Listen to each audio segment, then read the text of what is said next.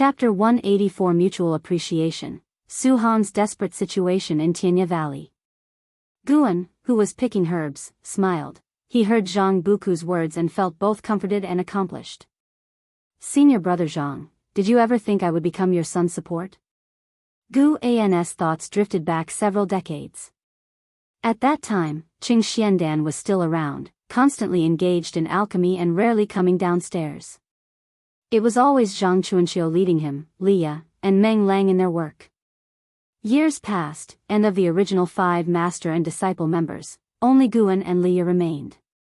Time flows, and some people and events are taken away by the years, with their traces gradually erased. Autumn leaves danced in the air, as Sunda, Sun Air, and Sun Sen followed Guan, occasionally asking questions. Normally, neither Luo Han, Lv Xian, nor Ji Ruolai paid much attention to them, only Guan would chat with them and even bring them some gifts whenever he came, so they liked him very much. This time, Guan brought them some spirit fruits, which were very tasty. Although the 3 monkey demons were demon slaves, Guan did not look down on them. Just like when facing Tian Yaoer, he was used to treating all living beings with an equal attitude. Moreover, in his view, even ordinary monkey demons had their own personalities and interesting aspects. Perhaps one day, these 3 monkey demons could also have their own opportunities. Guan told them about the current calamity of demons, depicting the evil deeds of demons and humans, guiding them towards virtue. Hearing how dangerous the outside world was, the 3 monkey demons gave up the idea of leaving the valley, trusting that Guan would not frighten them with lies. What he said must be true. Lv Xian suddenly came to Guan's side and asked, "Valley Master, do you think humans and demons can live in harmony?" Guan squatted down and replied, "Why not?" Before the great demon calamity, there was constant strife within the human race. There will always be survival struggles among individuals, but on a collective level, it is definitely decided by a minority in power. Lv Xian was immediately interested and asked, "Do you mean that the calamity between humans and demons is not destined by heaven?" The 3 monkey demons also looked at him. Guan asked, "If in a mountain forest, there were no cultivators, no demons, only a group of ordinary living beings, would there be a calamity sweeping the entire forest?" "No, there would be conflicts, but they wouldn't shake the environment." Lv Xian agreed and followed up, "You mean that as long as the leaders of both races negotiate peace, there can be tranquility? Even if there is peace, the struggle for survival among living beings will not cease, but it would not be as terrifying. However, these ideas are meaningless. We cannot change the world's trend, so it's useless to think too much. Better to cherish the days we have now." Guan stood up and said this. Then he looked at Lv Xian and asked, "Do you have something to do?" Lv Xian pretended to cough and said, "I've been having some difficulties with the mystic tortoise surging wave palm lately and would like your guidance. My hand techniques were all taught by you, how can I guide you?" Guan replied, a glint of coldness flashing in his eyes as he looked at Lv Xian. Lv Xian quickly said, "It's precisely because I taught you that I want to hear your thoughts. One doesn't need to be superior to guide another, different people have different insights, and you might offer unexpected ideas." This explanation was reasonable and considerate. Guan said, "Then wait a moment, let me finish my work first." "All right." Lv Xian stepped aside immediately. After a while, Guan handed the medicinal herbs to the 3 monkey demons and then took Lv Xian to the attic. Without needing his instructions, Lv Xian began setting up restrictions. Neither Luo Han nor Ji Ruolai thought much of it. Even though they all served Li Xiandao, they still kept secrets from each other, especially regarding cultivation matters, which should not be easily pried into. An hour later, Lv Xian finally opened the door and left, and Guan was also about to leave. Staring at Guan's retreating figure flying by sword, Lv Xian felt filled with admiration. This person was truly incredible. Despite having a cultivation level in the divinity transformation realm and extraordinary comprehension, he concealed his abilities to appear as an ordinary valley master. He had investigated Guan's background and found no deep-seated enemies. He even had the Ji family as his support. This indicated that Guan had unimaginable patience and goals. Lv Xian's admiration for Guan grew, wishing to become someone like him. What's a moment of glory? Becoming immortal is the true goal. LV Xian also thought of Li Xiandao. He was the only one who knew Li Zuando's true cultivation level. No wonder Li Xiandao admired Guan so much. It was mutual appreciation among those with grand ambitions. It amused LV Xian that neither knew the other's true cultivation level. He started to look forward to the day when both would discover each other's true strength. Autumn passed, and winter arrived. A major event shook the world of immortal cultivation. The Supreme Sect actually sent a demon army to support the Northern Territory, including a Mahayana realm demon king, causing an uproar. Countless people questioned the Supreme Sect's collusion with the demon clan, but with this demon army sweeping through a battlefield, the doubts disappeared, replaced by excitement. Successive reports of victory boosted the morale within the Supreme Sect. Yet, even so, the world crisis remained unresolved. The demon land's demons seemed endless, impossible to kill completely. Besides picking herbs, Guan spent most of his time descending the mountain to slay demons. His lifespan had already surpassed 6 million years. This winter, more and more disciples were dispatched down the mountain, and the number of disciples in the outer and inner sects kept decreasing. Guan could sense a terrifying demonic energy brewing in the north. Loose immortal realm. It must be that demon ancestor. Deep within the demon land, there might be a great cultivator of the 7 stars spirit realm. Therefore, Guan did not act immediately. Once the demon ancestor ventured south, as long as he dared to step into human territory, Guan would strike at once. The 7 stars spirit realm, claiming to be a holy land, would not directly attack the human race. One night, Guan habitually used his divine sense to scan the world and was attracted to a certain forest. In that forest, Su Han was hiding in the grass. He had an artifact that could conceal his aura. The 9 Nether 13 evil were patrolling within 100 miles but could not find him. Su Han's aura was unstable, indicating severe injuries. Had he fallen out with the ghost mother of ephemera? Guan had no intention of intervening. He quietly observed. After 7 days, Su Han finally left the forest. During his travels in the mortal world, Guan would occasionally keep an eye on him. Su Han was secretly investigating Jin Qin. What was he planning? Guan wouldn't allow Su Han to harm Jin Qin. If Su Han dared to harm Jin Qin, he would not stand by. Heavy snow fell, covering everything. In a mountain ravine, Yilan, Jin Qin, and several disciples from the law enforcement hall were resting, each cultivating energy to restore spiritual power. Jin Qin suddenly opened her eyes and scanned her surroundings. She hesitated for a moment, then stood up and walked to Yilan, whispering, "Martial Ant, there is an issue with my cultivation. I need to undress, so I wish to be alone in the forest for a while." Yilan opened her eyes and looked at her, concerned. "Do you need my help?" "No, you know my cultivation technique is special." Jin Qin smiled.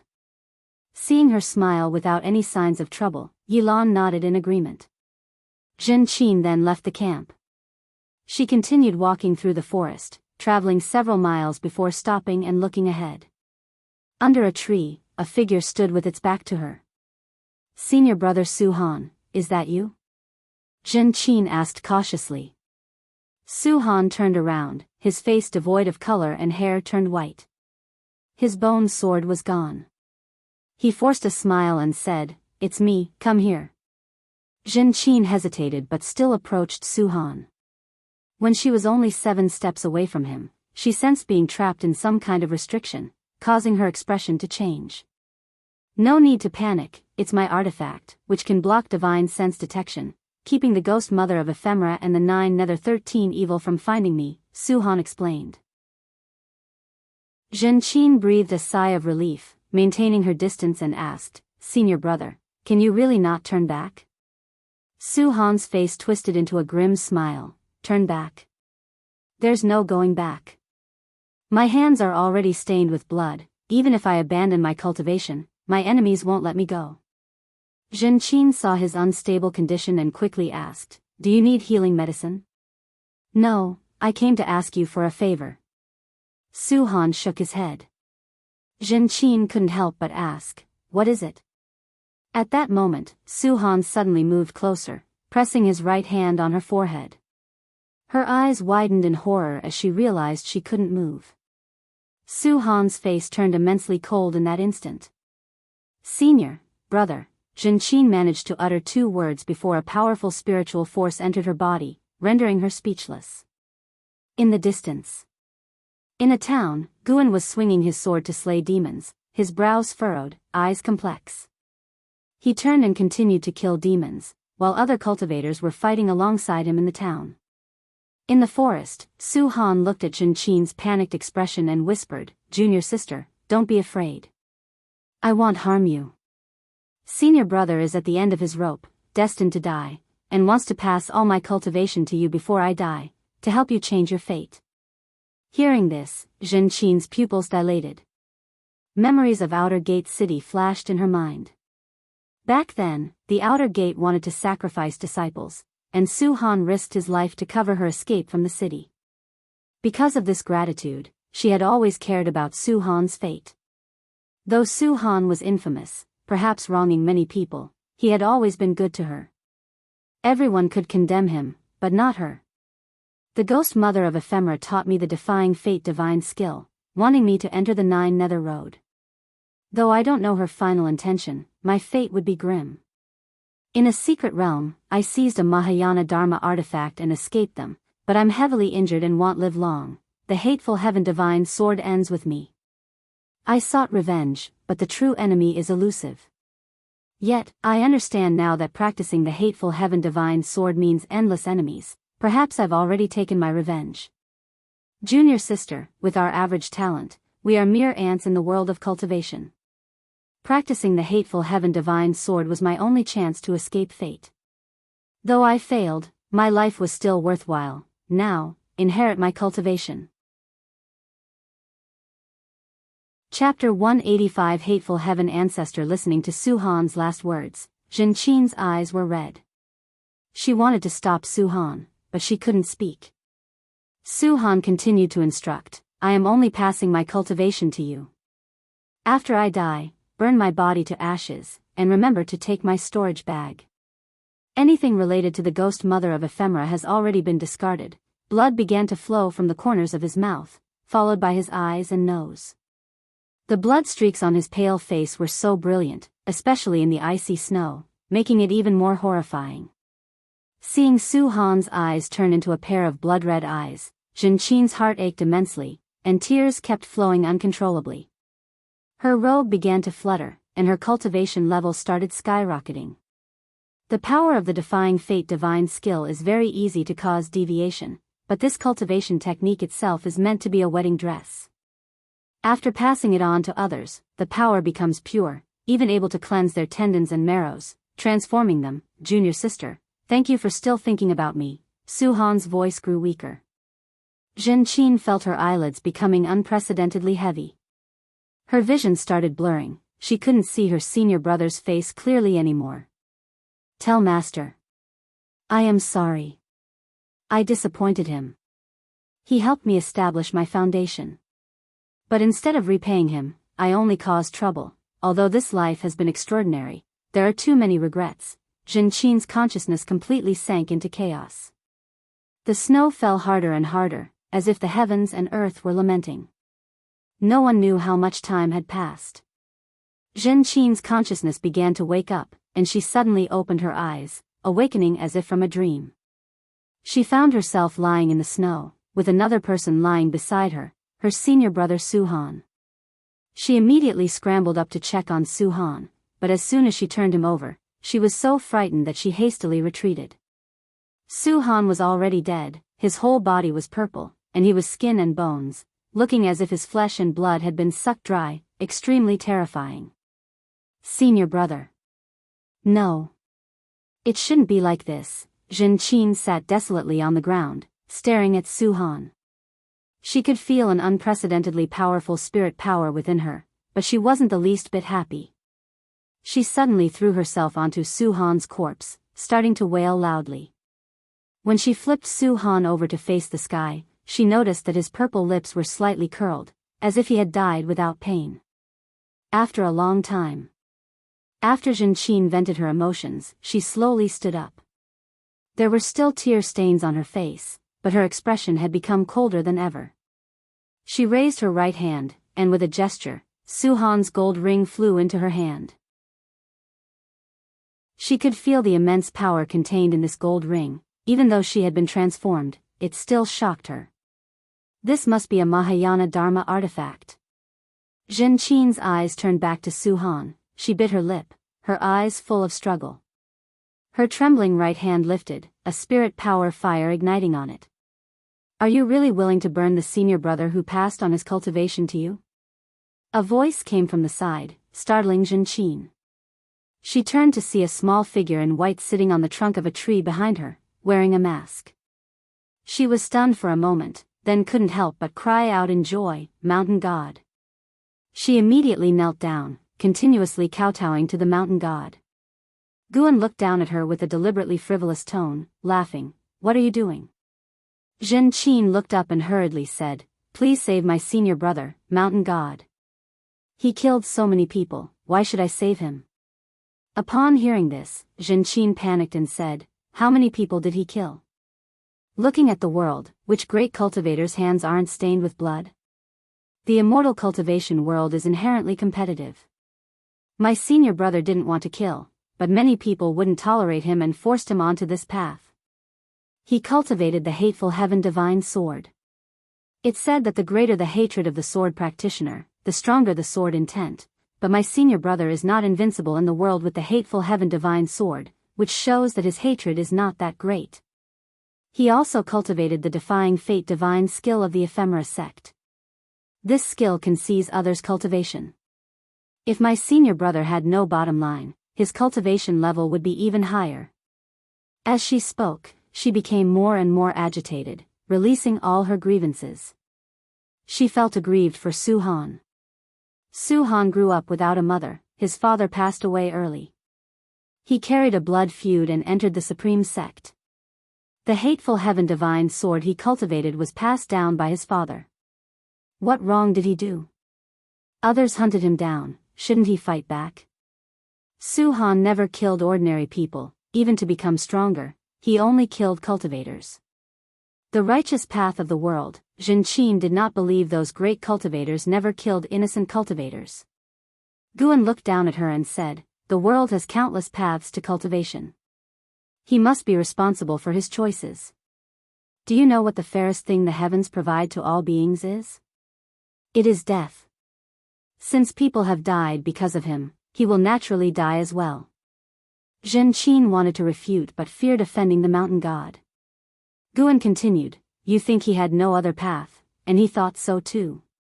But if you think carefully, was that really the case? I don't think so.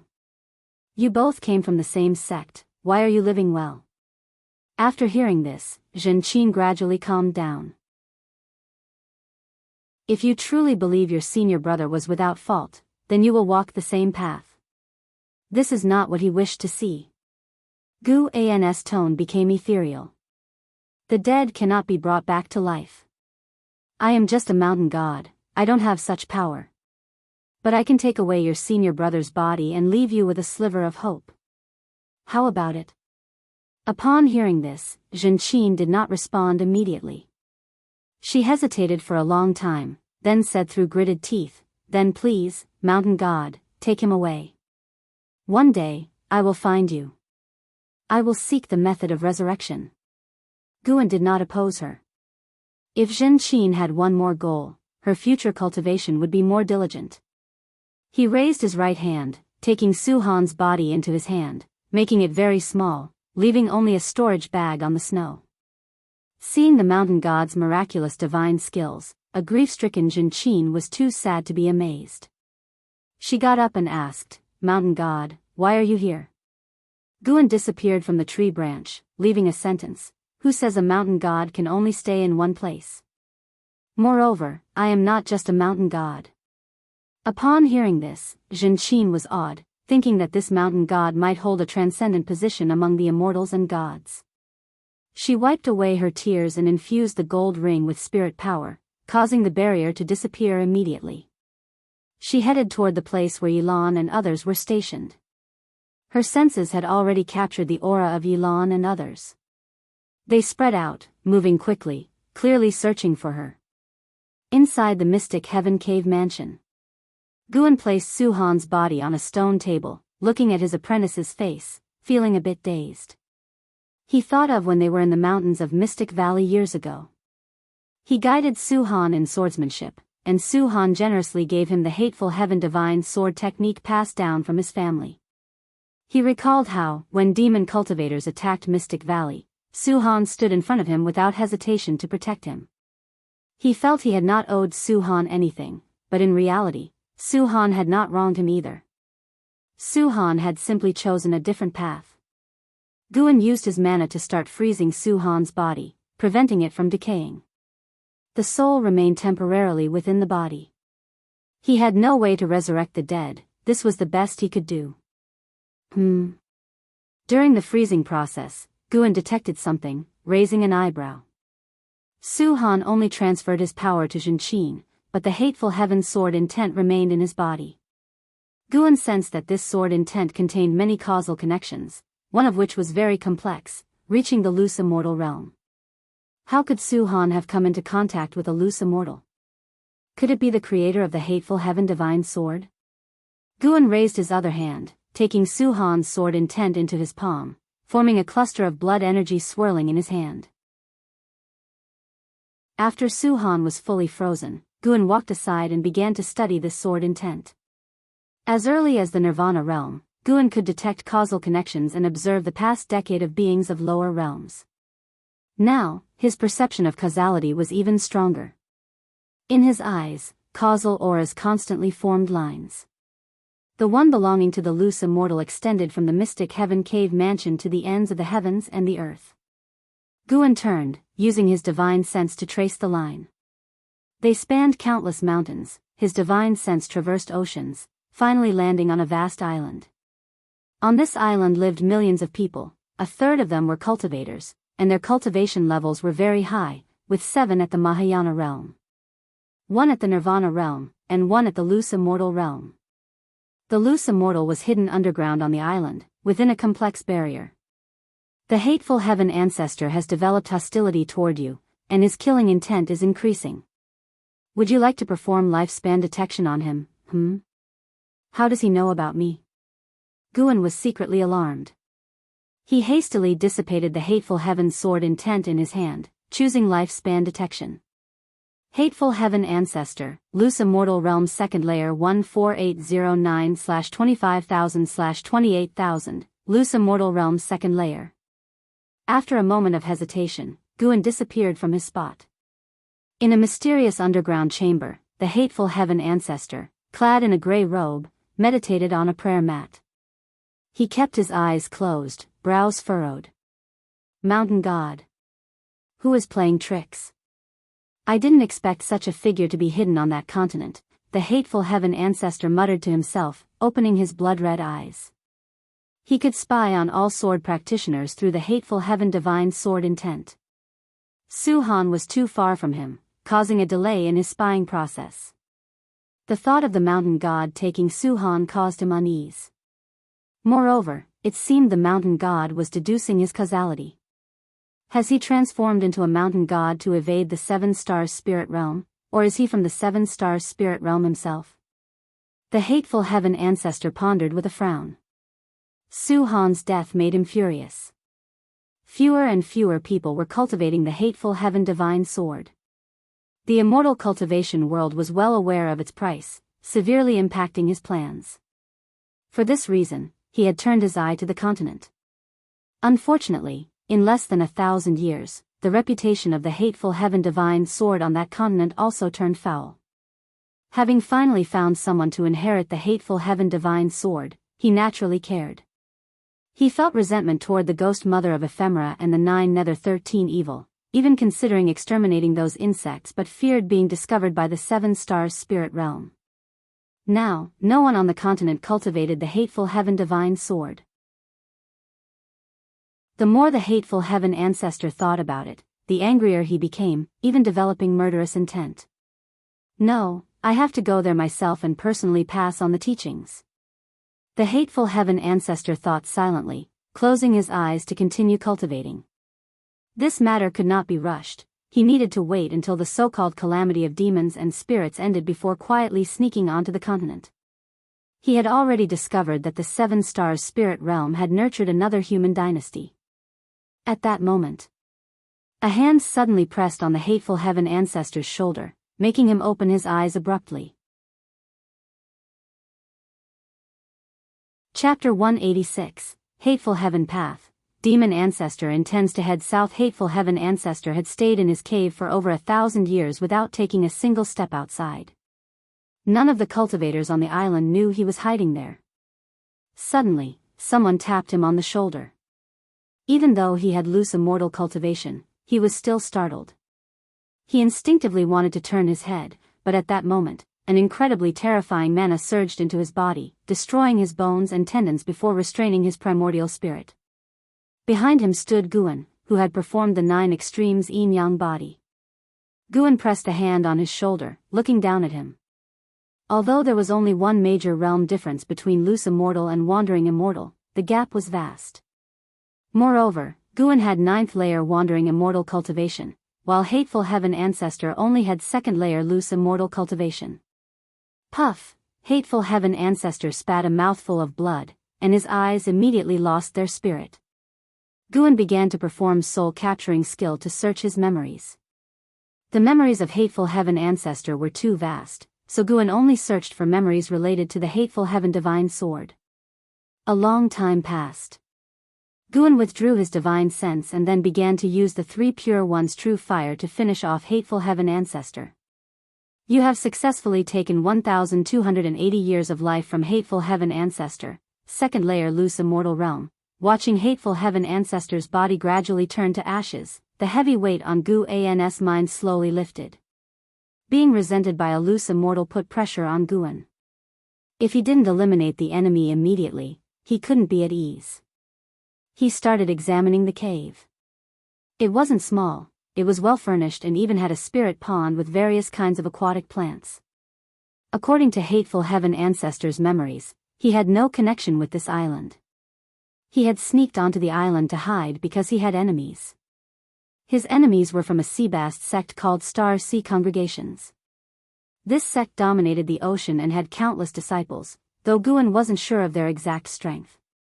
During the memory search, Guan was very careful, fearing he might see other wandering immortals or higher realm beings. Immortal Path realm cultivators' perception of karmic forces increased with their cultivation level, and he worried that other great cultivators might notice his soul search. As for the strongest cultivator on this island, they were only in the Nirvana realm, not a major concern. Soon, hateful heaven ancestor was burned to ashes. Guan began to inventory his belongings. His storage bag was of high quality, containing dozens of restrictions.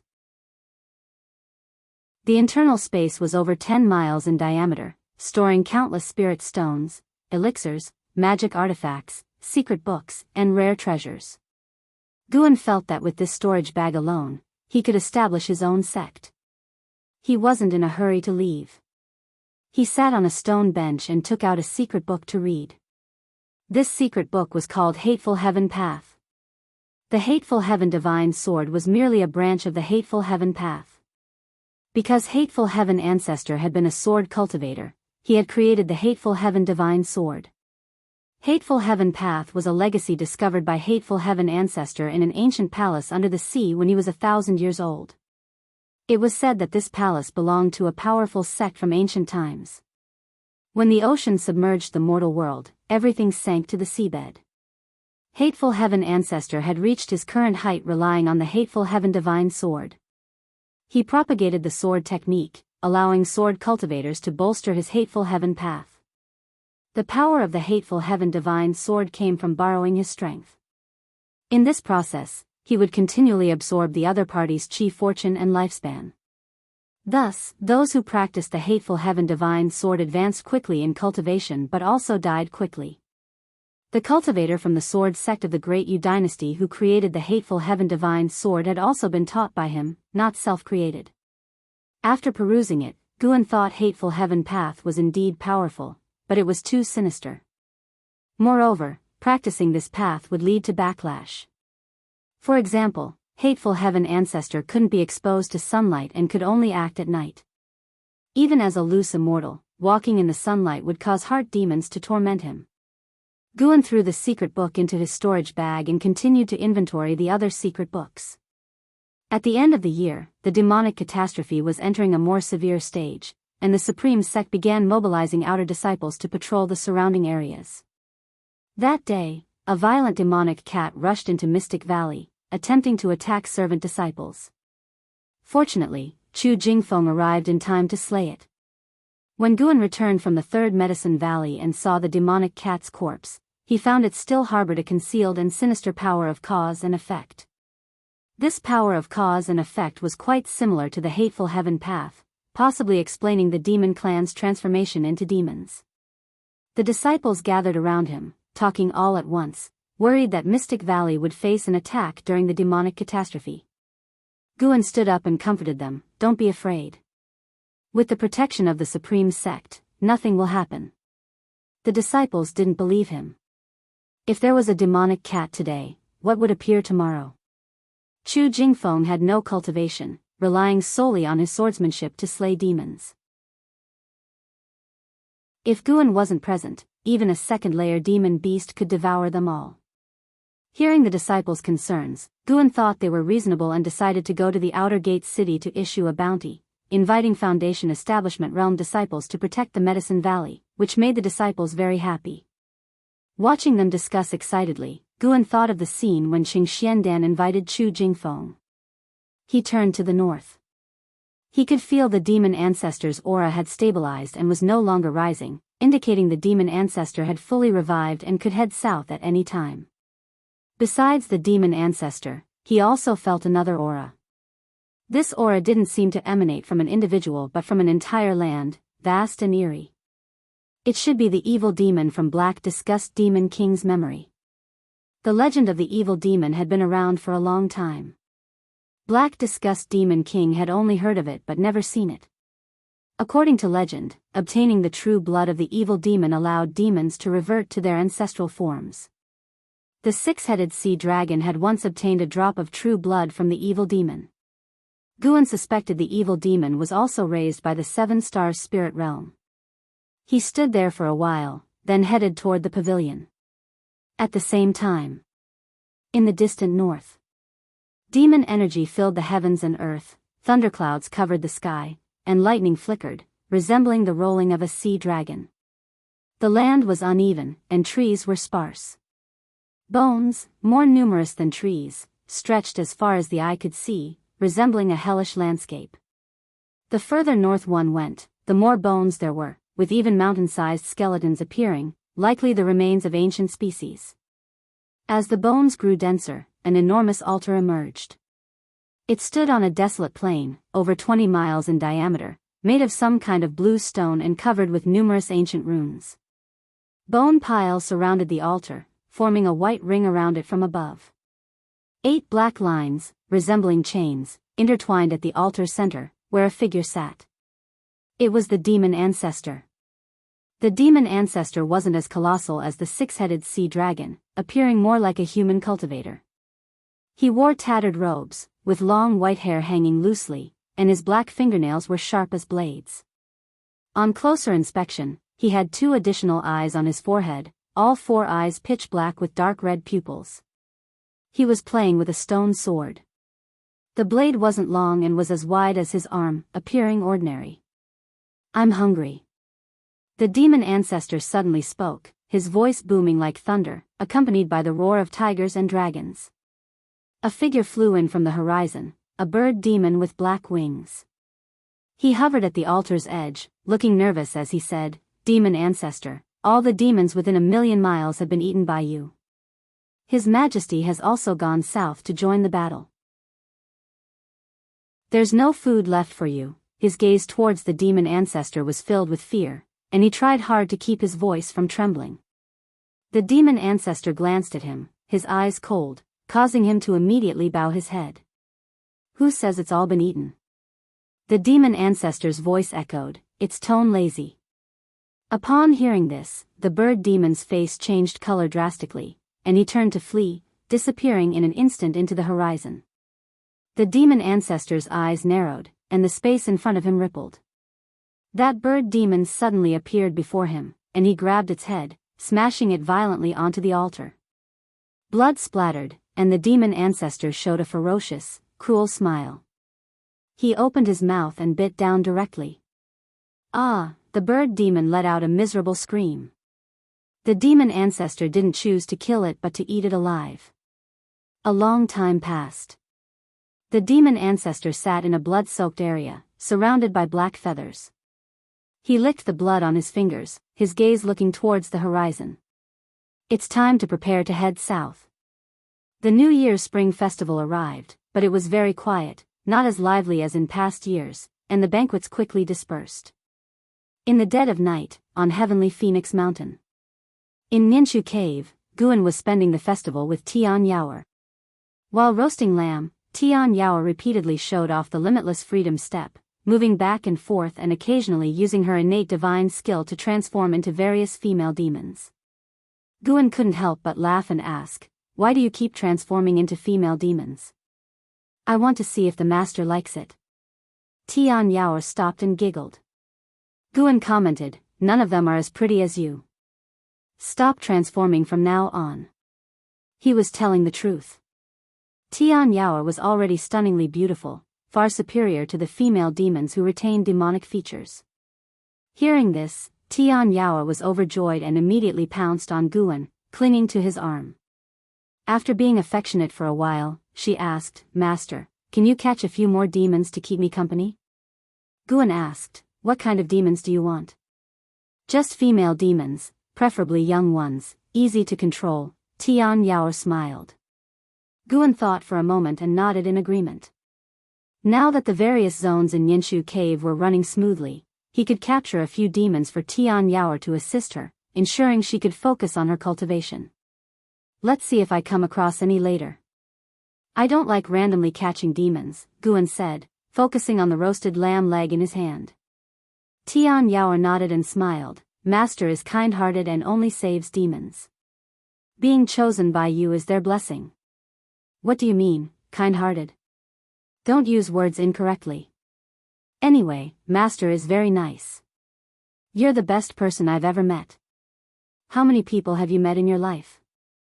"Oh, it doesn't matter. You're the best.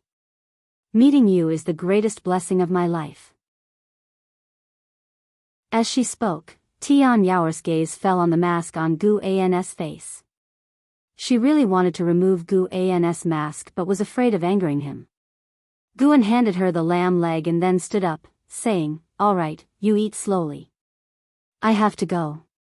Tian Yaoer froze and quickly asked, "So soon? Where are you going?" Guan vanished into thin air, leaving a single sentence, "To check on another lonely demon." Tian Yaoer's smile instantly froze. Chapter 187 Immortal Path's Powerful Enemy, the Supreme Sex Crisis Inside the Cave. Zhang Buku wielded the stone axe, continuously swinging it.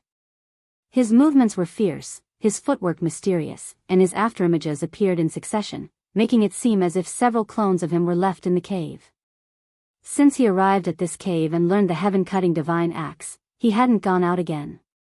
Relying on cultivating the heaven-cutting divine axe, his chi blood rapidly strengthened, and he had completely fused with the power of that mysterious demon core. He didn't notice a sparrow watching him from a distant rock.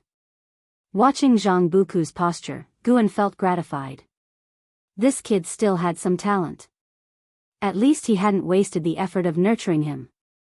Guan also noticed the change in Zhang Buku's bloodline. This change wasn't evolving towards the six-headed sea dragon but was another type of demonic aura he hadn't seen before. He suddenly thought of the evil demon. The six-headed sea dragon ingested the true blood of an evil demon, thereby regressing to its ancestors. Could it be that Zhang Buku would also regress to his ancestors? In fact, Zhang Buku wasn't alone and destitute, he still had a mother. But Zhang Chuanxiu had never revealed his mother's identity, making it impossible for him to find her. Could Zhang Buku's mother have an extraordinary background? Guan thought silently but didn't fear too much. After practicing the heaven-cutting divine axe for a while, Zhang Buku finally saw Guan. "It's you, little sparrow, you've finally appeared. What is your relationship with the predecessor of this cave?" Zhang Buku asked excitedly. He didn't rush towards Guan immediately, fearing he'd scare Guan away. Guan shook his head and didn't make a sound. The heaven and earth 9 transformations, brought by the all things form and energy art, were indeed convenient. Not only could it transform one's form, but it could also change one's aura. Zhang Buku hadn't noticed anything unusual about him at all.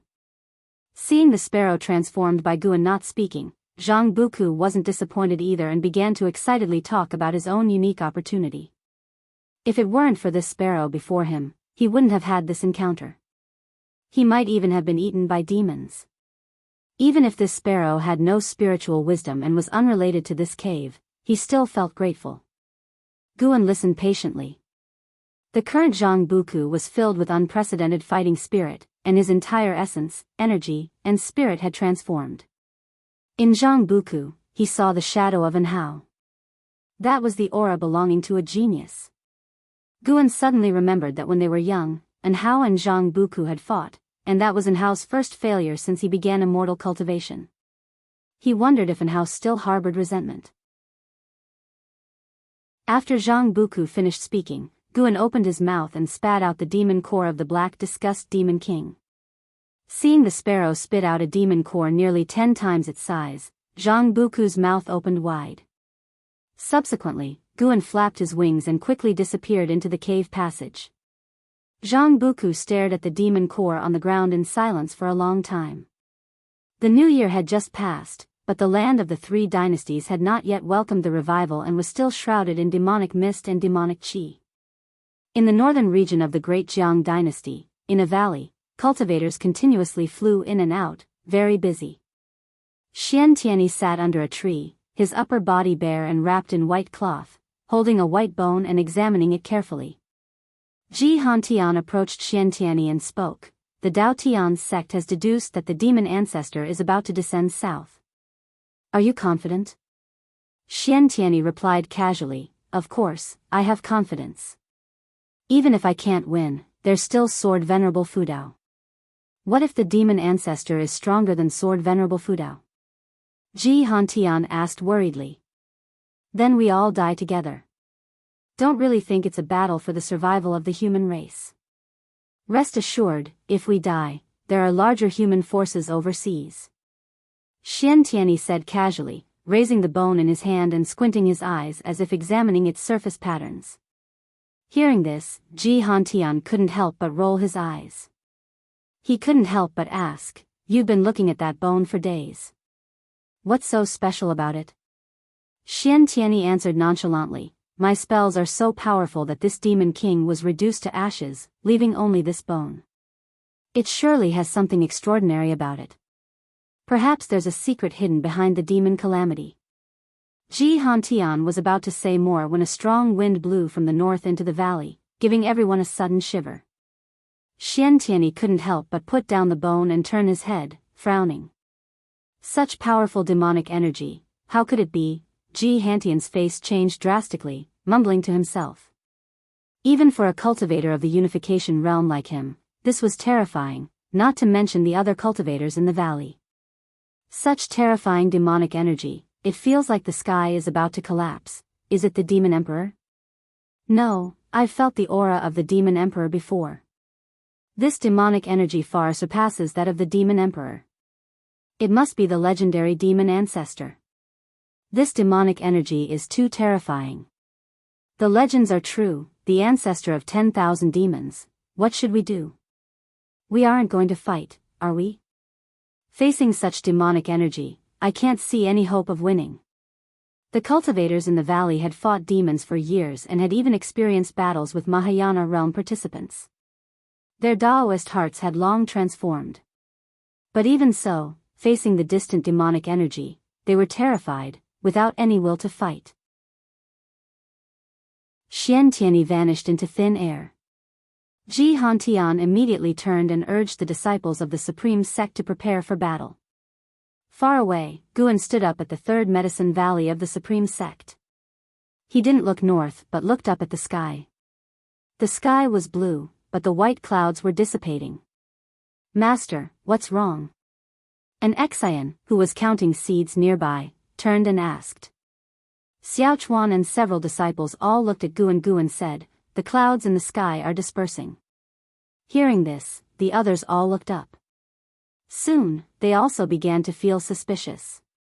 After the clouds dispersed, they didn't disappear but kept surging, like pieces of torn cloth being pieced together. Moreover, everyone noticed that the whole world became strangely quiet, with even the sounds of insects missing. 7 stars spirit realm, is it? Guan looked at the sky and thought silently.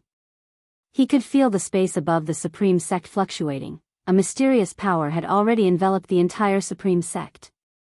This power had surpassed the Nirvana realm, so the Supreme Sect cultivators hadn't noticed. The demon ancestor descended south, but another loose immortal was about to arrive at the Supreme Sect. It seemed the 7 stars spirit realm had set its sights on Sword Venerable Fudao. Were they afraid that Sword Venerable Fudao would stop the demon ancestor from descending south? Under Gu An's gaze, the scattered clouds in the sky gradually formed an array diagram, grand and spectacular. This made more and more disciples of the Supreme Sect look up. The disciples in the valley could even hear the noise from the outer city in the distance. Lu Lingjun appeared next to Guan, saying in a deep voice, "Trouble is coming, you better not run out." With that, she leaped into the sky. Not only her, but the Unification Realm cultivators of the Supreme Sect also flew out. Lu Lingjun took out a treasure sword and slashed it, the spiritual power sweeping across like a rainbow, majestic in momentum. With a loud boom, the array diagram in the sky burst out with brilliant golden light, and a boundless pressure descended, startling Lu Lingjun to stop in a hurry. The other Unification Realm cultivators were the same. Unlike Lu Lingjun, they were suppressed by the pressure from the sky, unable to move, all looking at the array diagram in the sky with fear. Every piece of scattered cloud in the array diagram emitted golden light, forming golden lines and then condensing into golden runes. The golden light shined down, and whoever was illuminated by it couldn't move. And Zin's eyes widened, showing a look of despair. The outer city, atop the heavenly repair platform. The cultivators in sword enlightenment there all stood, their bodies trembling, they looked at the sky incredulously. "What is that?" Zui Yijian, standing next to the heaven-cutting axe, raised his neck and asked with difficulty. No one answered him. The other cultivators seemed to be watching the descent of gods, but not bringing fortune, rather despair. Under the gazes of countless people, a gigantic, illusory face manifested within the vast golden array diagram. Only the outlines of the facial features were visible, its true visage unclear, and its gender indistinguishable. It seemed like the will of the heavenly Tao overlooking the myriad beings, imposing great oppression on the Supreme Sect disciples. More and more people's legs shook, kneeling on the ground. Subconsciously, it was as if an invisible hand pressed their heads, not allowing them to look directly at the mysterious giant face in the golden array diagram. In a mansion in the inner sect city, Ji Xiaoyu looked at the sky, her brows tightly furrowed. She didn't recognize this array diagram, but intuition told her the visitor was certainly related to the 7 stars spirit realm. "May I ask which senior has arrived? Why oppress the Supreme Sect in this world of chaos wrought by demons?" A female voice rang out, and a woman in black appeared next to Lu Lingjun. She was the Supreme Elder, Fairy Sushin. Returning from overseas, she suffered severe injuries last year in the demon battlefield, and now back in the Supreme Sect to heal. Her cultivation level wasn't much higher than Lu Lingjun.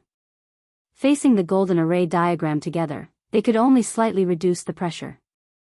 The mysterious giant face in the golden array diagram didn't respond. It seemed to be searching for something. Suddenly, the golden array diagram emitted golden light beams, shooting towards the outer gate city of the Supreme Sect, sweeping across the sky. Under the gazes of countless disciples, the golden light beams converged into a golden arm, like the hand of the heavens, exuding supreme pressure.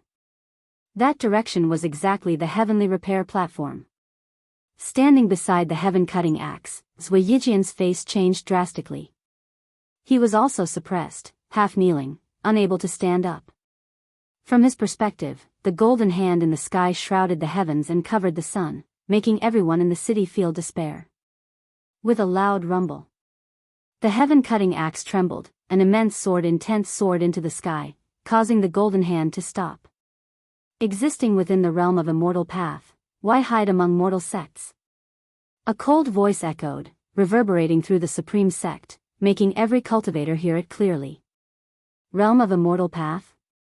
They immediately thought of an entity. Sword Venerable Fudao. Only Sword Venerable Fudao could belong to the realm of immortal path.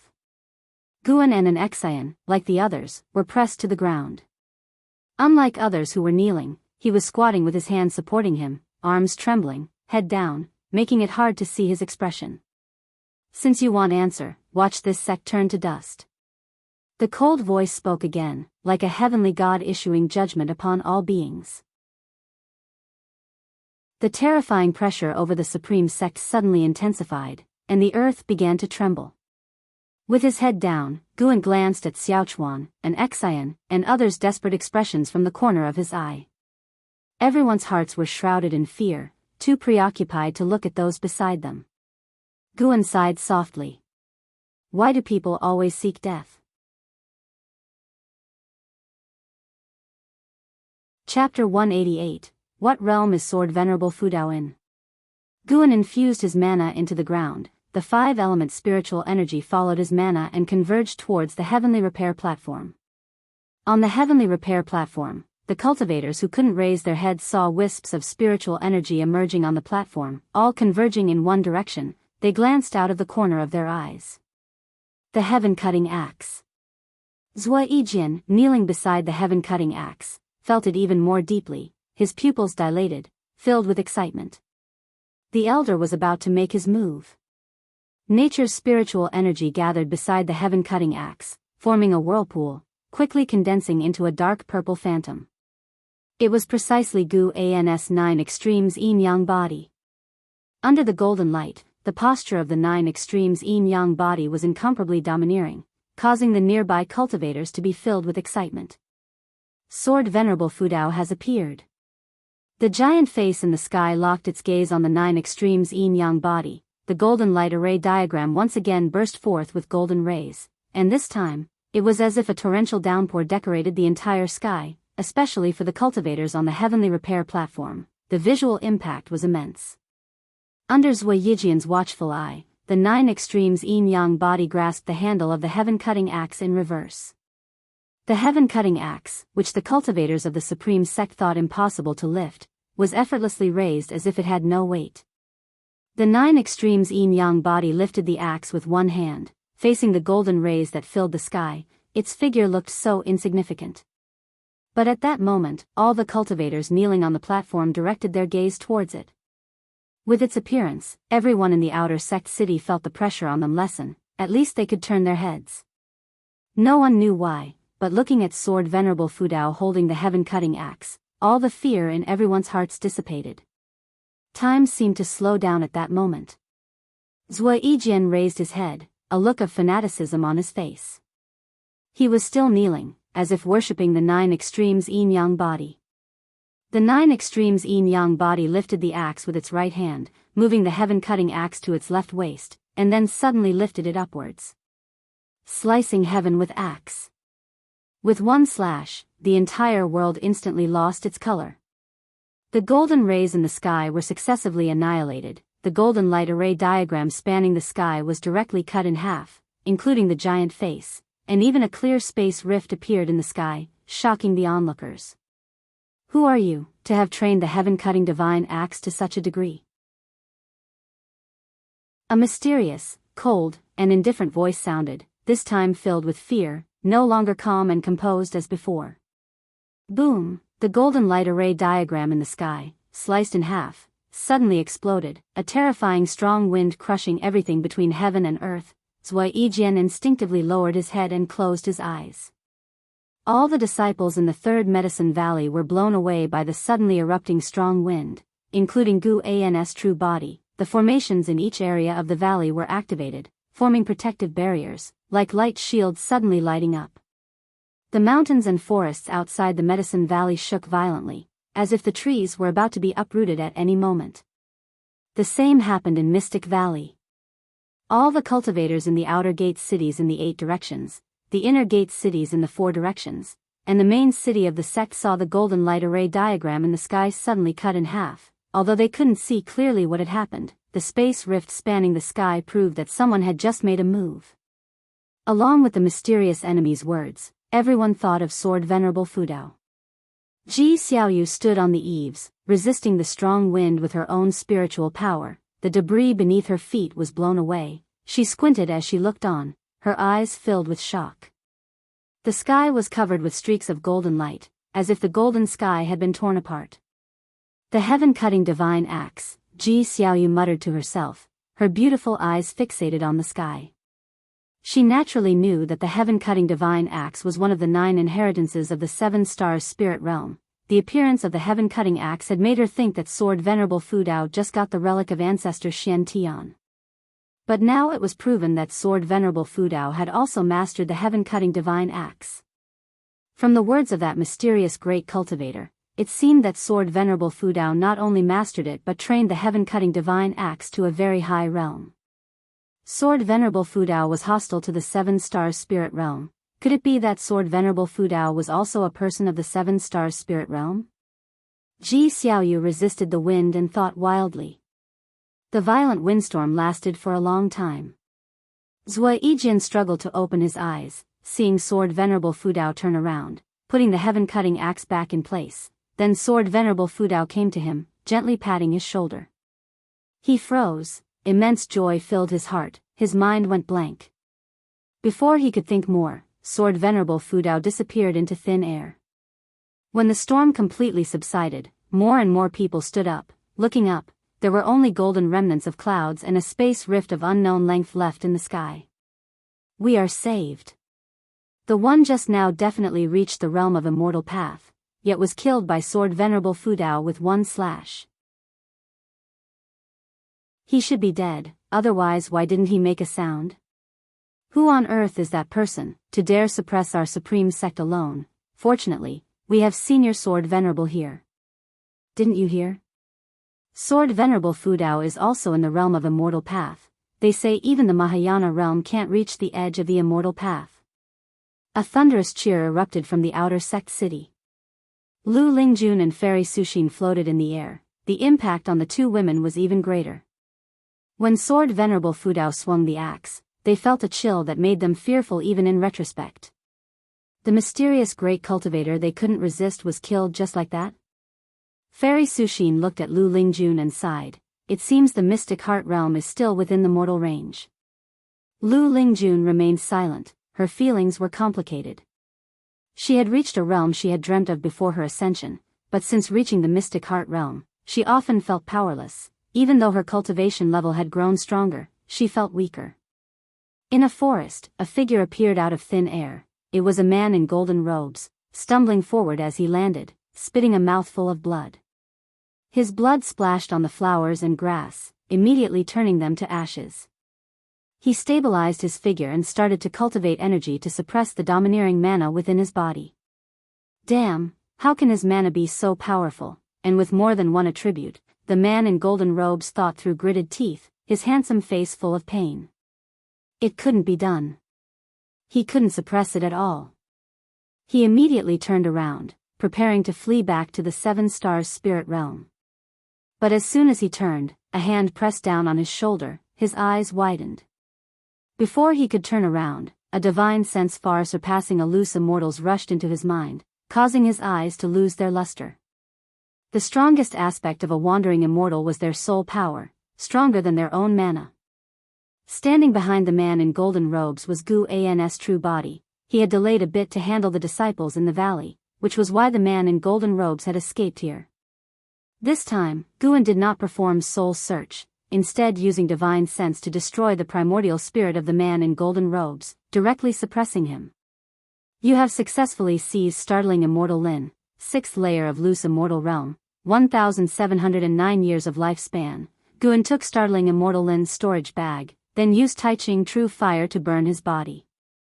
The loose immortal died in the forest, without a sound. After startling immortal Lin turned to ashes, Guan disappeared into thin air. About half an hour later, figures appeared in the forest, looking at the scorched grass burned by startling immortal Lin's immortal blood, all frowning. There were 8 people, male and female, all with extraordinary auras. Is startling immortal Lin dead? Not sure, well know whether he is alive by checking his soul jade. I didn't expect Sword Venerable Fudao to be so powerful, his heaven-cutting divine axe feels close to Elder Lin's level. In terms of achievement, he can't compare to Elder Lin, it's just that his mana is strong enough. If startling immortal Lin is really dead, how do we explain to Elder Lin? What about the Supreme Sect, how should we deal with it next? Everyone was silent. Although they hadn't gone to the Taizong dynasty, they sensed the terrifying aura of the heaven-cutting divine axe. Now they dared not go to the Supreme Sect. An old man in black robes said solemnly, "Let's go back first, lest Sword Venerable Fudao comes to kill us." As soon as he said this, everyone's expressions changed, they immediately disappeared from the spot. Guan, who had returned to the 3rd Medicine Valley, was indeed watching them. 8 loose immortals. The foundation of the 7-star spirit realm shocked Guan, no wonder hateful heaven ancestor didn't dare come to the continent. Fortunately, the other side also feared him. Guan's gaze turned northward. The demon ancestor was approaching. He had to deal with startling immortal Lin and now the demon ancestor. Today was truly troublesome. Lu Lingjun had returned to the valley. She saw Guan and immediately dragged him to the loft, causing him to be temporarily unable to leave. As Lu Lingjun closed the door, Guan asked, "What's wrong with you?" Lu Lingjun replied, "After the demon calamity ends, I'm planning to leave the Supreme Sect and explore the secret realm Shenzhen discovered." Guan couldn't help but ask, "How do you know we can definitely withstand the demon calamity?" Lu Lingjun gave him a blank look and said crossly, "You didn't see how Sword Venerable Fudao acted today, just killed the invader. With Sword Venerable Fudao here, how can the Taizong dynasty not withstand the demon calamity?" Guan was secretly pleased, but still showed a worried expression on his face, saying, "No matter how strong Sword Venerable Fudao is, he can't possibly wipe out all the demons, right? He only needs to deal with the demon ancestor and the demon emperor. The demon calamity will surely end. Today I have truly broadened my horizons. This is also the first time I have seen Sword Venerable Fudao in action myself." Lu Lingjun began recounting the scene of Sword Venerable Fudao swinging the axe earlier, with reverence in her words. At the same time, in the Great Jiang Dynasty, Northern Territory, Xian Tianyi stood at the edge of a cliff, figures constantly appearing on either side of him, all great cultivators from various sects, following their gaze forward. There was a desolate plain with demon energy permeating, the end of heaven and earth was murky, as if black mist was about to press down. Liang Canghai of the Tsangtian sect looked at Xian Tianyi and said, "We sensed a terrifying pressure from the direction of the Supreme Sect earlier, could something have happened?" Others also looked at Xian Tianyi. Xian Tianyi said indifferently, "It came quickly and went quickly, meaning it's already resolved. If it was an enemy, with Sword Venerable Fudao there, anyone daring to invade the Supreme Sect would die." Despite his calm demeanor, a storm was raging in his heart. Startling immortal Lin's pressure made even this Mahayana realm cultivator feel fear. It must have been an immortal descending on the Supreme Sect. Xian Tianyi, with the highest cultivation level among the group, had experienced more. The mysterious immortal had just appeared not long ago, then was killed by an even more terrifying aura, indicating a great battle had erupted in the Supreme Sect and ended swiftly. This made him wonder, what realm was Sword Venerable Fudao in?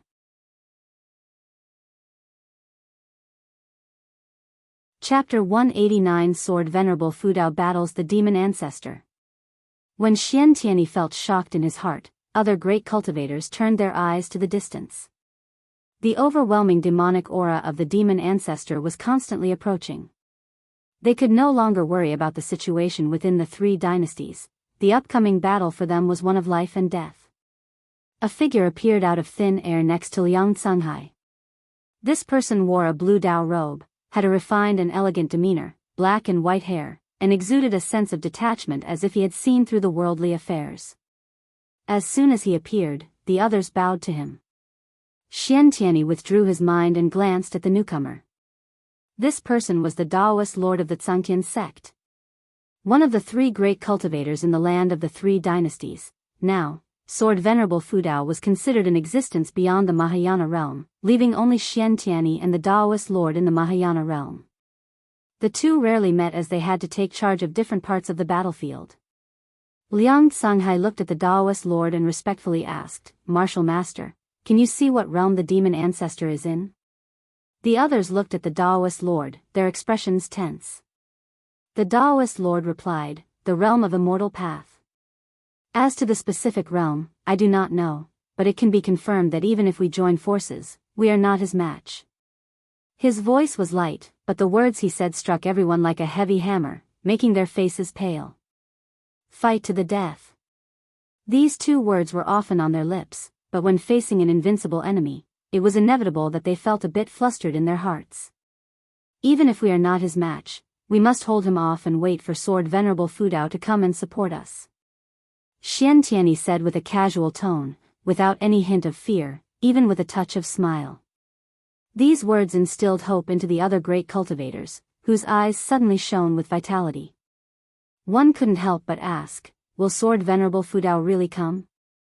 Over the years, he has hardly ever taken action outside of the Supreme Sect. He might not belong to the Supreme Sect but instead come from overseas, secretly cultivating there. He may not want to interfere with the mainland's major events unless some fellows provoke him directly. These words caused the crowd to waver once again.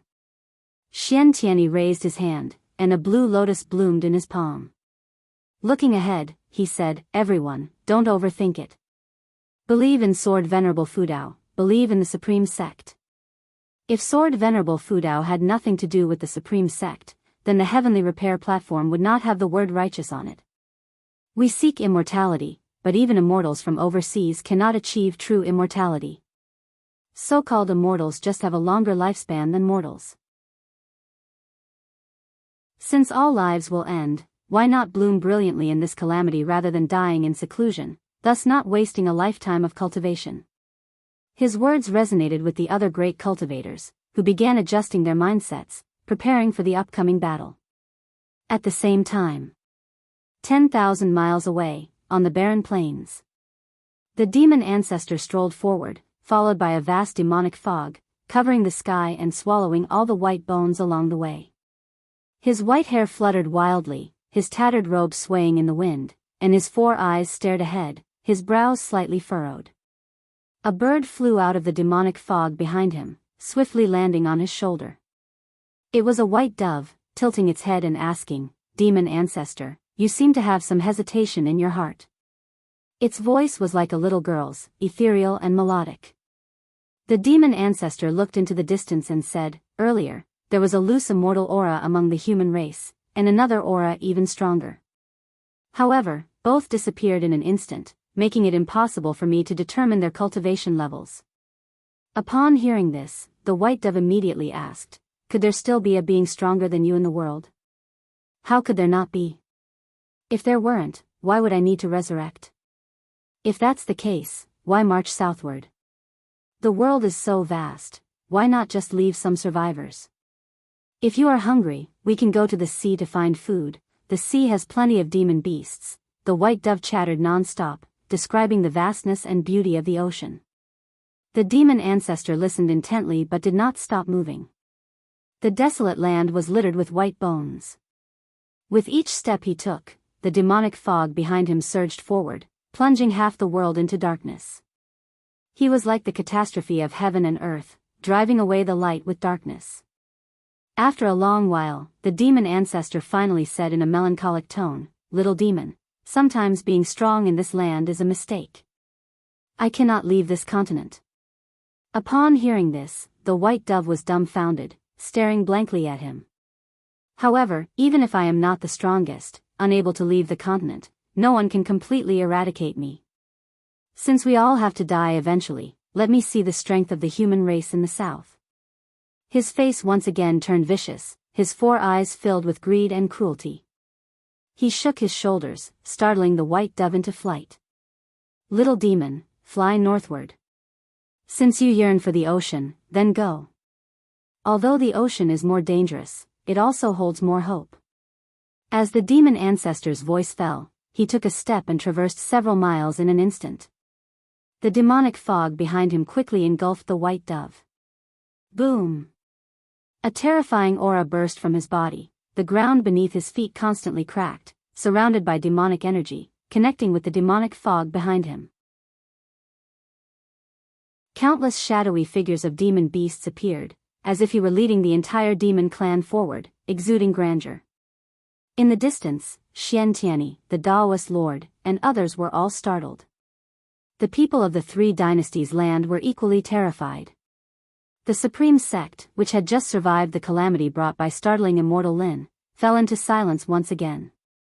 But this time, the disciples of the supreme sect were no longer afraid. Instead, they started to look forward to what would happen next.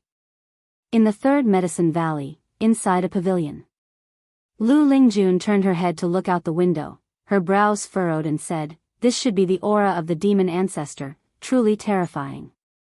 I wonder if Sword Venerable Fudao will make a move this time. The other cultivators might not be able to withstand such demonic energy."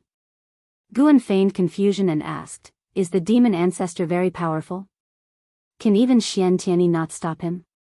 Lu Lingjun rolled her eyes at him and said irritatedly, "Do you think your sworn elder brother is invincible in the world? Compared to Sword Venerable Fudao, he is far inferior." Guan wanted to say on behalf of Sword Venerable Fudao that his second brother was invincible in the world, but he held back. He sighed and said, "When will this world's disaster end? It is so difficult to live a peaceful life." Lu Lingjun found it funny and laughed. "Your peaceful life hasn't been enough? You don't even need to fight. But seeing you all get hurt, how can I feel at ease?" Guan said earnestly. Seeing his expression, Lu Lingjun suddenly felt guilty. With his personality, he would indeed worry about those around him. How could she mock him? Although Guan did not fight, everyone around him received his medicinal herbs and elixirs. His contribution was no less than the other fighting disciples. Lu Lingjun took a deep breath and said, "Don't worry. It's almost over. It just depends on the battle between Sword Venerable Fudao and the demon ancestor, to see who is stronger." Guan nodded and said, "Let's go down and comfort the other disciples. At this crucial moment, we must stay united." His divine sense could easily cover the land of the 3 dynasties, and he could feel the demon ancestor getting closer to the northern territory. The 2 of them got up and walked downstairs. The disciples in the valley had already gathered together. Seeing Guan and Lu Lingjun coming over, they quickly surrounded them, asking Lu Lingjun about the distance of the demonic aura from the supreme sect. With their low cultivation levels, they did not know where the demonic aura was, worrying that it was once again aimed at the supreme sect. "Do not worry, this demonic aura should be from the demon ancestor.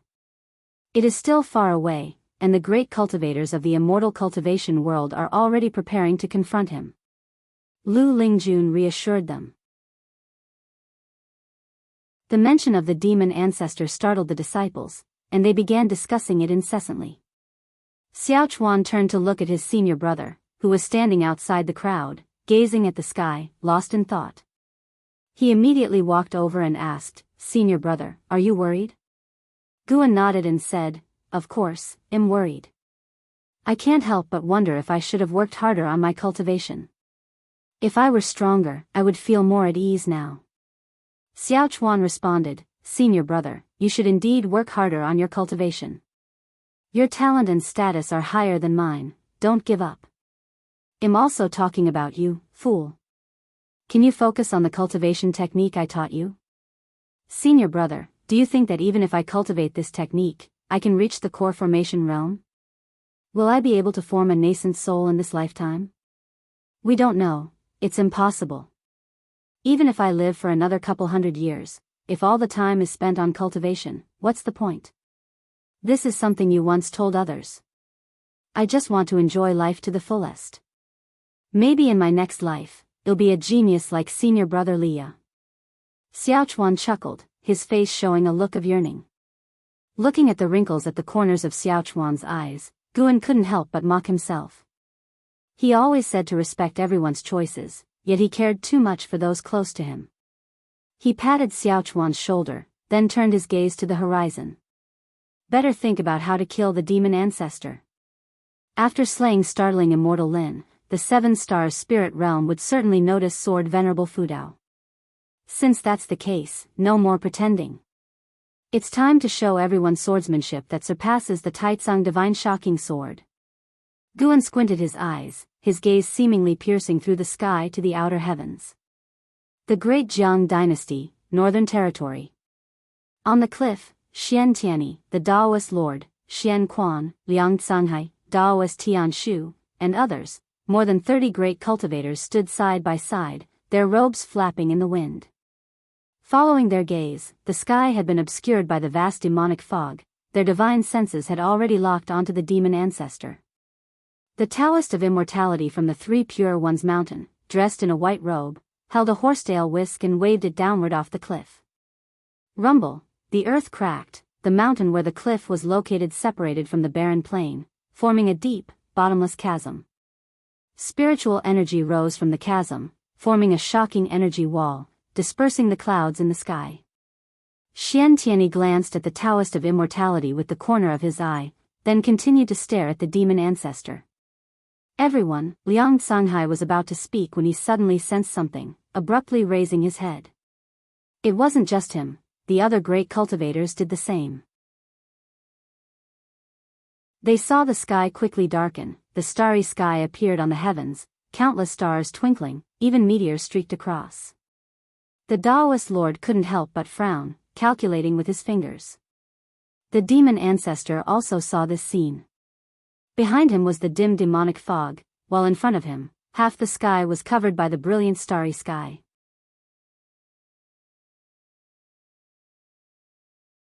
Chapter 190 Vast Star Suppressing Heaven Boundless Sword.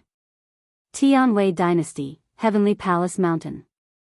And how, Si Yenner, and a group of cultivators walked out of the Heavenly Palace, gazing at the vast sky full of stars with wide eyes. The sky in the immortal cultivation world was very high. They had never seen so many stars, and they were so close that it seemed they could reach out and pluck them. What is this phenomenon? Could the sky be falling? Could this be the work of the demon ancestor? It shouldn't be. It might be a powerful formation, perhaps from the Zhangtian sect. Their formations are grand, embodying the essence of heaven and earth. Recently, there have been more and more demons in the nearby areas. I'm afraid it will be very difficult for us to protect the inheritance here. And Hao gazed at the starry sky, his eyes flickering. Si Yenner stood next to him, marveling. She said a few words but received no response. She couldn't help but turn to look at him. What's wrong with you? Si Yenner nudged his arm with her elbow and asked. And Hao took a deep breath and said, this is the sword intent of Sword Venerable Fudao. It should be an evolution of the Taizong Divine Shocking Sword. Sword Venerable Fudao.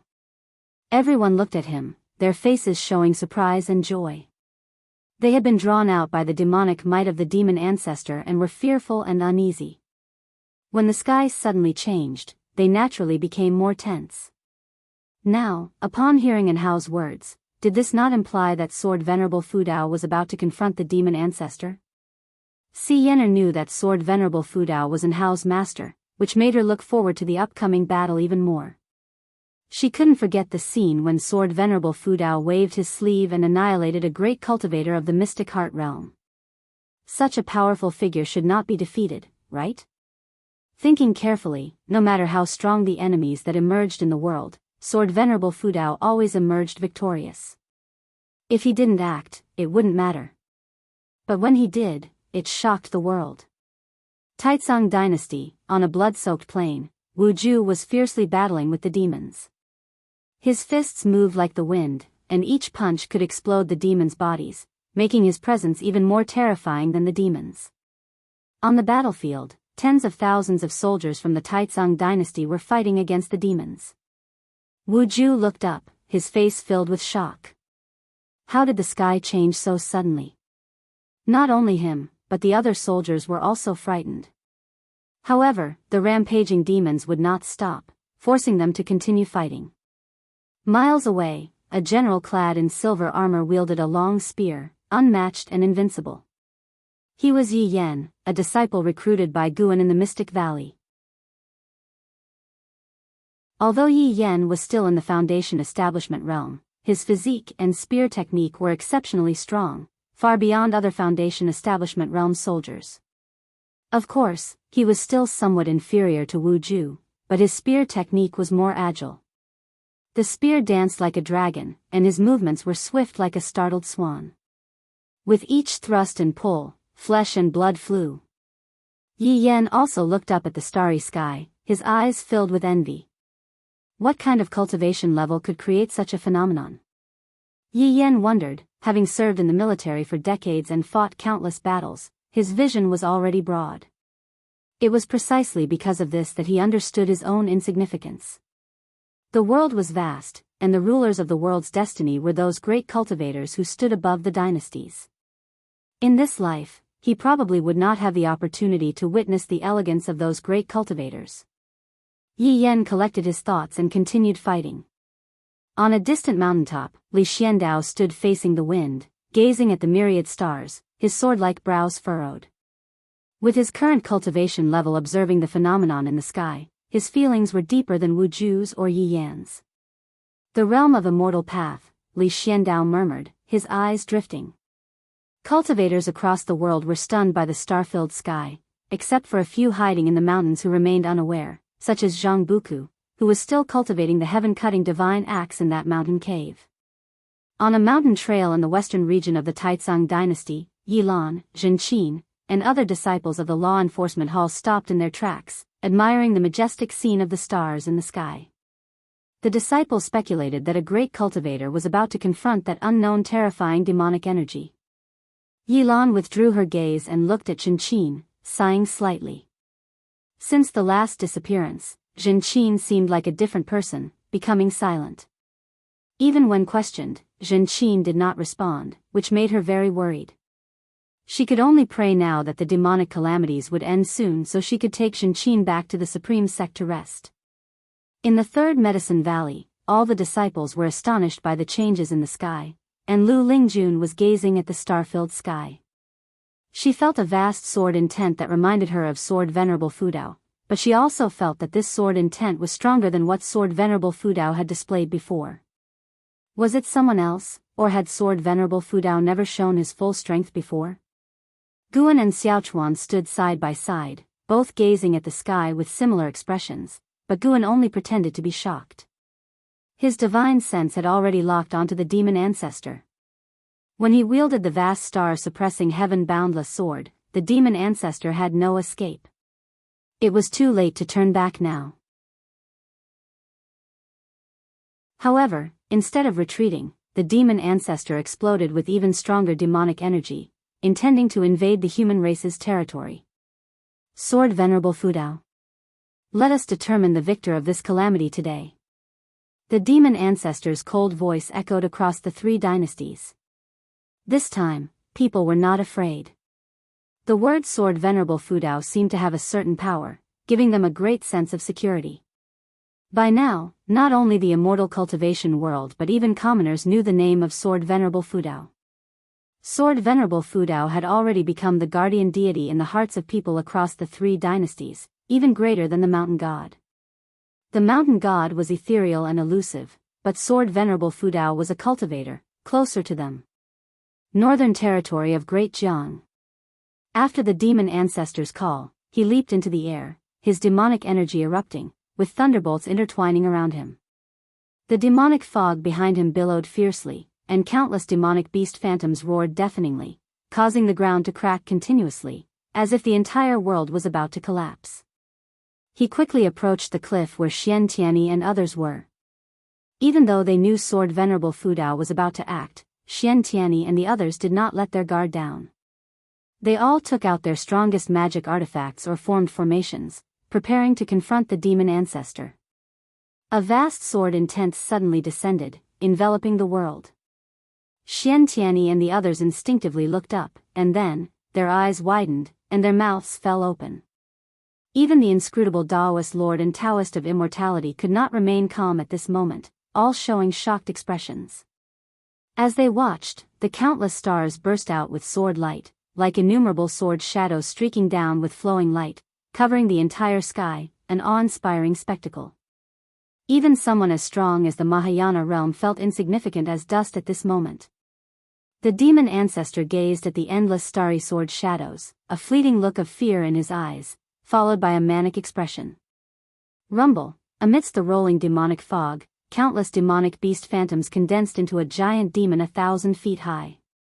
The figure was human-like, standing on lions and tigers, with an azure dragon coiled around its waist, a phoenix spreading its wings on its shoulders. Its long hair writhed like a cluster of serpents, and its hands conjured a long blade's shadow, brandishing it skyward in fury.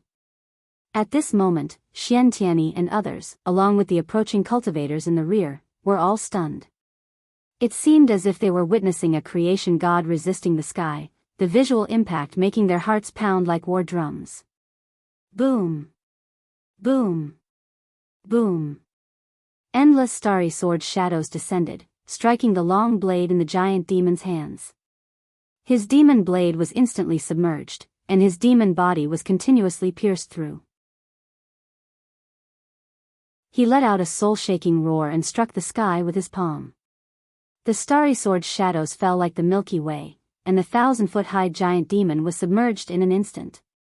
The ground shattered, dust flew, and winds howled across the world. The giant spiritual energy wall cast by the Taoist of immortality shattered in an instant, startling Xian Tianyi and the others to gather their spiritual power to defend themselves. But the mountain they stood on was still pulverized, and they were swept away.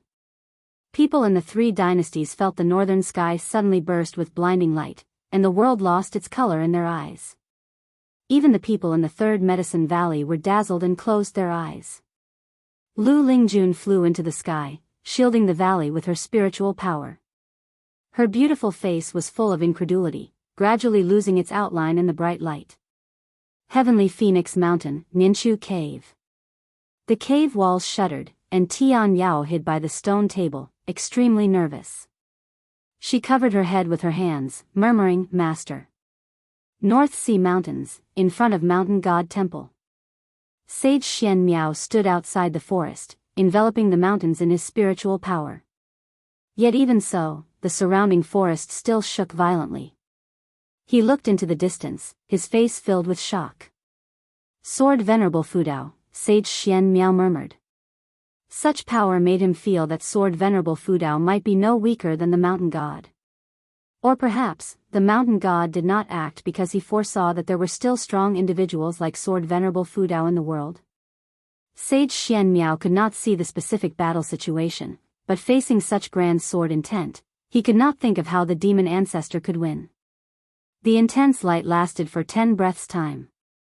When everyone regained their vision, the world was still filled with howling winds, and the earth shook. The starry sky spectacle displayed across the heavens gradually disappeared, revealing the blue sky. In the third Medicine Valley. Guan looked at the prompt before him, his brows furrowed. You successfully seized 1,030 years of lifespan from the demon ancestor, fifth layer of the loose immortal realm. How is it only a little over 1,000? It's not even as much as startling immortal Lin. Next to him, Xiaochuan cautiously opened his eyes, watching the sky stars gradually fade, and couldn't help asking Guan, "Senior brother, is it over?" He had expected an earth-shattering battle between Sword Venerable Fudao and the demon ancestor. Now, looking at it, it was certainly earth-shattering but not much of a battle. Guan took a deep breath, pretending to be profound, and said, "I am not sure either. Perhaps only Lu Lingjun knows the situation afar." The servant disciples behind them also discussed this matter, their eyes looking toward Lu Lingjun in the sky. Lu Lingjun hovered in the air, looking northward with a look of fear in her eyes. A small snake peeked out from her hair. It was the white spirit demon emperor. It hissed its tongue, exclaiming, "My goodness, such terrifying demonic energy dissipated just like that?" The demon ancestor was not even an opponent for one move of sword venerable Fudao. Lu Lingjun did not respond to it because she was also pondering this. Just how strong is sword venerable Fudao? Before long, the outer gates city in the distance erupted with cheers, the disciples of the Supreme Sect's law enforcement hall unleashing their pent-up emotions. To see sword venerable Fudao act twice in one day, no regrets in this life. Most importantly, the demon ancestor had perished. Does it not signify the end of the demonic tribulations?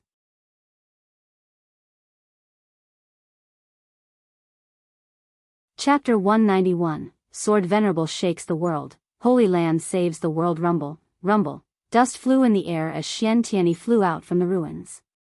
He ascended to the sky, overlooking the scene below, his eyes widened.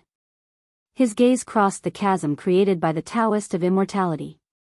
On the other side of the land, the demon ancestor's figure was no longer visible. The horrifying demonic might from before had completely disappeared. All he could see was rolling dust and demonic mist, the area appearing like a chaotic world. Was that a sword array just now? Xian Tianyi frowned, thinking to himself. The sword venerable Fudao hadn't appeared, yet he was able to vanquish the demon ancestor with one move, truly frightening him. This was his first real encounter with the might of the sword venerable Fudao. Even on the ocean, he had never seen such a sword array. Other great cultivators also gathered from all directions. They were unharmed, only thrown off by the force. They were very excited. The demon ancestor is dead. Is the demonic calamity finally over? Ha ha ha, we finally won, and we didn't have to die. The sword venerable Fudao is truly too powerful. Even among the immortals there are still gaps. Why would someone so powerful hide their identity? Ask yourself that. For someone of his caliber, if he were to step in a few times, it's already commendable. If his true identity were revealed, you'd all come begging to him whenever trouble arises. The great cultivators were very excited, some even burst out laughing. The years of pent-up aggression were finally released. Liang Canghai, sect leader of Tsangtian's sect, spoke, "Everyone, I suggest that the various sects of the three dynasties should all erect statues of the sword venerable Fudao, not to curry favor, but to let the world remember his benevolence forever." Hearing this, the great cultivators of other sects all applauded. The supreme elder Xian Quan frowned, hesitated to speak. Xian Tianyi glanced at Liang Canghai and snorted coldly, but said nothing. Subsequently, under Liang Canghai's orders, they started patrolling the area to ensure that the demon ancestor was truly dead. Far away in the Third Medicine Valley, Guan was also using his divine sense to search the battlefield. The demon ancestor left behind no demon core or demon treasure upon death. This guy died so worthlessly. Could it be he could be resurrected later? Guan suppressed his thoughts and joined his disciples in discussing the strength of the sword venerable Fudao. Now it depends on how the Seven Stars Spirit Realm reacts. The Seven Stars Spirit Realm claimed to be a holy land, they shouldn't act recklessly. That startling immortal Lin had not revealed his true name, even the disciples of the Supreme Sect didn't know who he was. The fall of the demon ancestor. This news spread throughout the world in just 2 days. The reason it spread so quickly was that the demon ancestor had previously called out to the sword venerable Fudao when he moved south. The sword venerable Fudao's prestige reached unprecedented heights across the three dynasties. Although the rampaging demons had not completely dispersed, the demon kings were already scared and had withdrawn from the lands of the three dynasties, greatly boosting the morale of the human race. Everyone in the world sang praises of the sword venerable Fudao. When Guan disguised as the green hero traveled through the mortal world, in every city, village, and town, people were discussing the sword venerable Fudao, much to his surprise. He hadn't expected the news to spread so fast. After the fall of the demon ancestor, demons were still numerous, indicating that the true controller of the demons was not the demon ancestor. However, as long as the demon kings retreated, the three dynasties would eventually triumph. Guan did not remain idle. seizing the time to accumulate lifespans. The ability to seize lifespans was his greatest secret, so he couldn't use the identity of the sword Venerable Fudao to massacre, mainly because the sword Venerable Fudao seldom slaughtered demons before. It was more reasonable to do so as the Green Hero, as there were many heroes like him in the current world. Days passed by. A month later, Guan's lifespan broke 8 million years. On this day, LV Badian came to the Third Medicine Valley to find him. Guan received LV Badian in a pavilion. LV Badian was very happy, constantly praising the sword Venerable Fudao. The sword Venerable Fudao appeared during his tenure as the head of the Supreme Sect, and he successfully retained the sword Venerable Fudao. The Supreme Elders were very pleased with his actions, and Xian Tianyi also stated that he would not compete for the position of sect leader. The demonic calamity is virtually over. Besides the sword Venerable Fudao slaying the demon ancestor, the Holy Land has also opened its doors, sending disciples down the mountain to save the world. LV Badian lightly shook his teacup, smiling. Guan asked, "The Holy Land? I heard from the Third Mist that the Holy Land never intervenes in the affairs of the continent. Why did they intervene this time?" LV Badian explained, "It is said that the formation of the demonic calamity relates not only to the demon ancestor but also to an ancient demon known as the Evil Demon. The Evil Demon was sealed underground by the Holy Land. When the demon ancestor fell and the demons continued to rampage, the Holy Land realized something was wrong. After investigating, although the Evil Demon remained sealed, his demonic chi seeped into demon bodies through nature's spiritual energy, causing their corruption into demons. Because the lands of the three dynasties lie in the southernmost part of the continent, furthest from the Evil Demon, the human race was not corrupted. The Holy Land also revealed that the Evil Demon grows increasingly powerful and will inevitably emerge in the future, bringing another catastrophe. The Holy Land will face it alongside the various sects of the human race, as they consider it their responsibility for not completely eradicating the Evil Demon." Hearing this, Guan almost developed a sense of admiration for the Seven Stars spirit realm. Truly flawless and impeccable. If Guan hadn't searched through so many memories, based on LV Badian's words alone, the Holy Land indeed seemed great. But he knew it was all orchestrated by the Holy Land themselves. It was also a good thing. The Holy Land sending disciples to save the world indicated that the Seven Stars spirit realm cared about its image and wouldn't act recklessly. It also meant that the Seven Stars spirit realm feared the sword Venerable Fudao, unwilling to confront him directly, giving Guan more time to grow. Still, Guan couldn't let his guard down. He had to watch out for the Seven Stars spirit realm investigating him in secret. Guan, feigning joy, asked, "That is indeed good news. The Holy Land must be really powerful. Do other sects know of this?" Yes, all sects received a message from the Holy Land's envoys.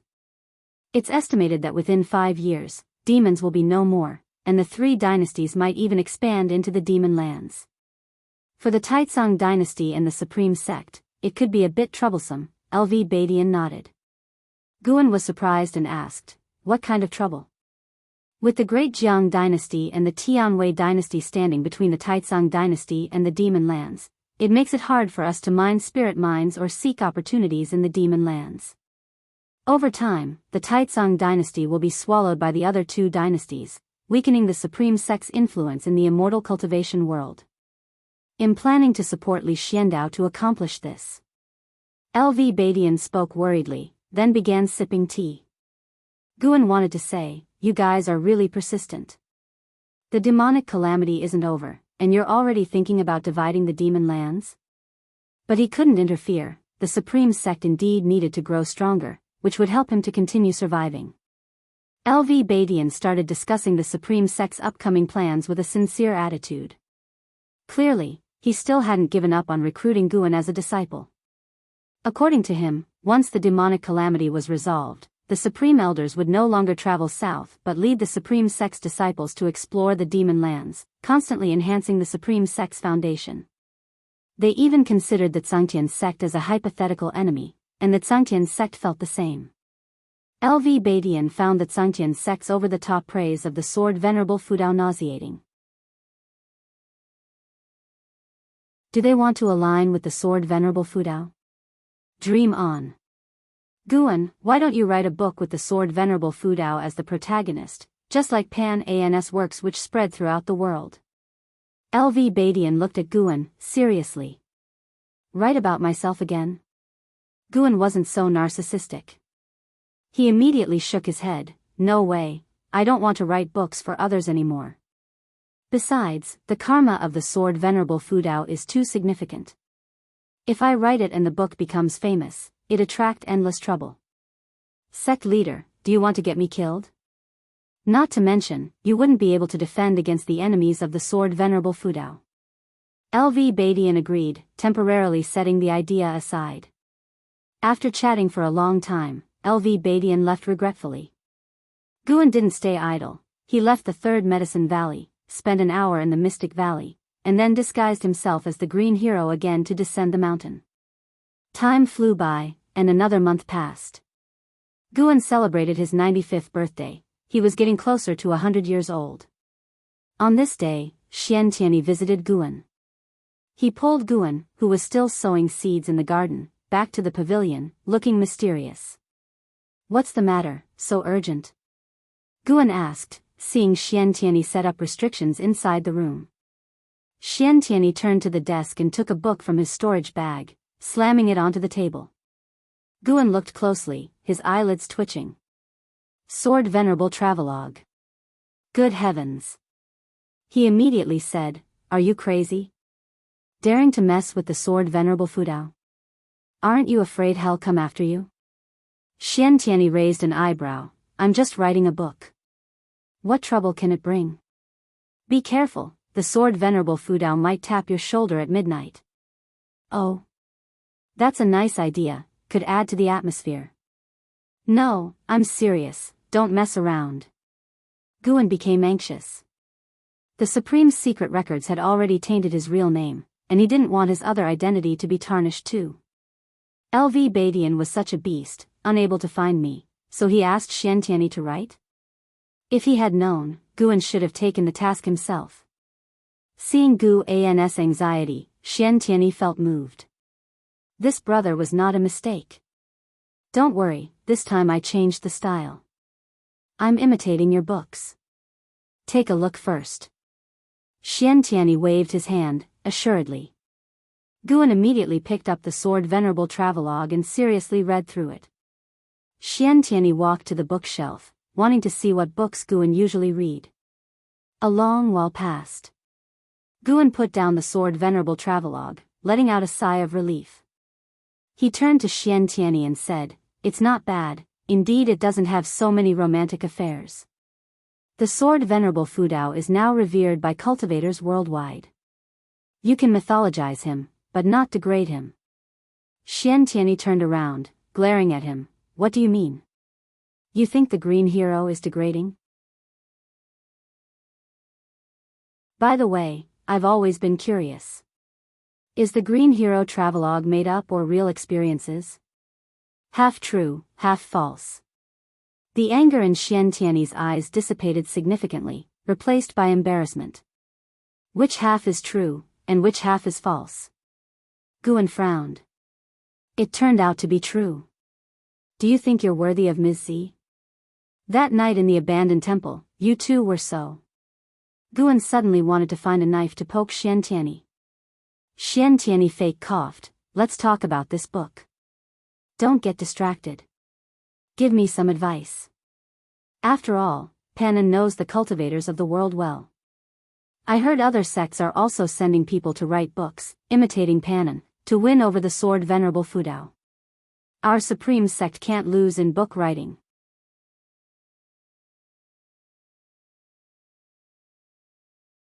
Chapter 192 Can't lift it, just can't lift it. First of all, the name cannot be called Travelogue, it has no attraction at all. As an immortal cultivator, do you want to see people traveling the world? Don't they have the ability? I like to watch it because my aptitude is poor and I don't dare to leave the supreme sect on normal days. Guan commented pompously. Xian Tianyi sat down beside him, carefully listening to his suggestions. Just like that, Guan began his long-winded tirade. Putting aside everything else, bragging felt exhilarating. No wonder so many people liked to act as mentors. Guan enjoyed it very much. 2 ancient hours quickly passed. Guan stopped reluctantly, while Xiantianyi felt deep admiration, realizing there were so many tricks to writing a book. What to make enjoyable, relatable, create tension, and more. Listening to him was utterly fascinating. Excitedly, Xiantianyi stood up to bid farewell. In planning to visit the Heavenly Repair platform to feel the sword intent of Sword Venerable Fudao and rewrite this book. Following your advice, I won't call it Sword Venerable Travelogue anymore. I will come up with a new name.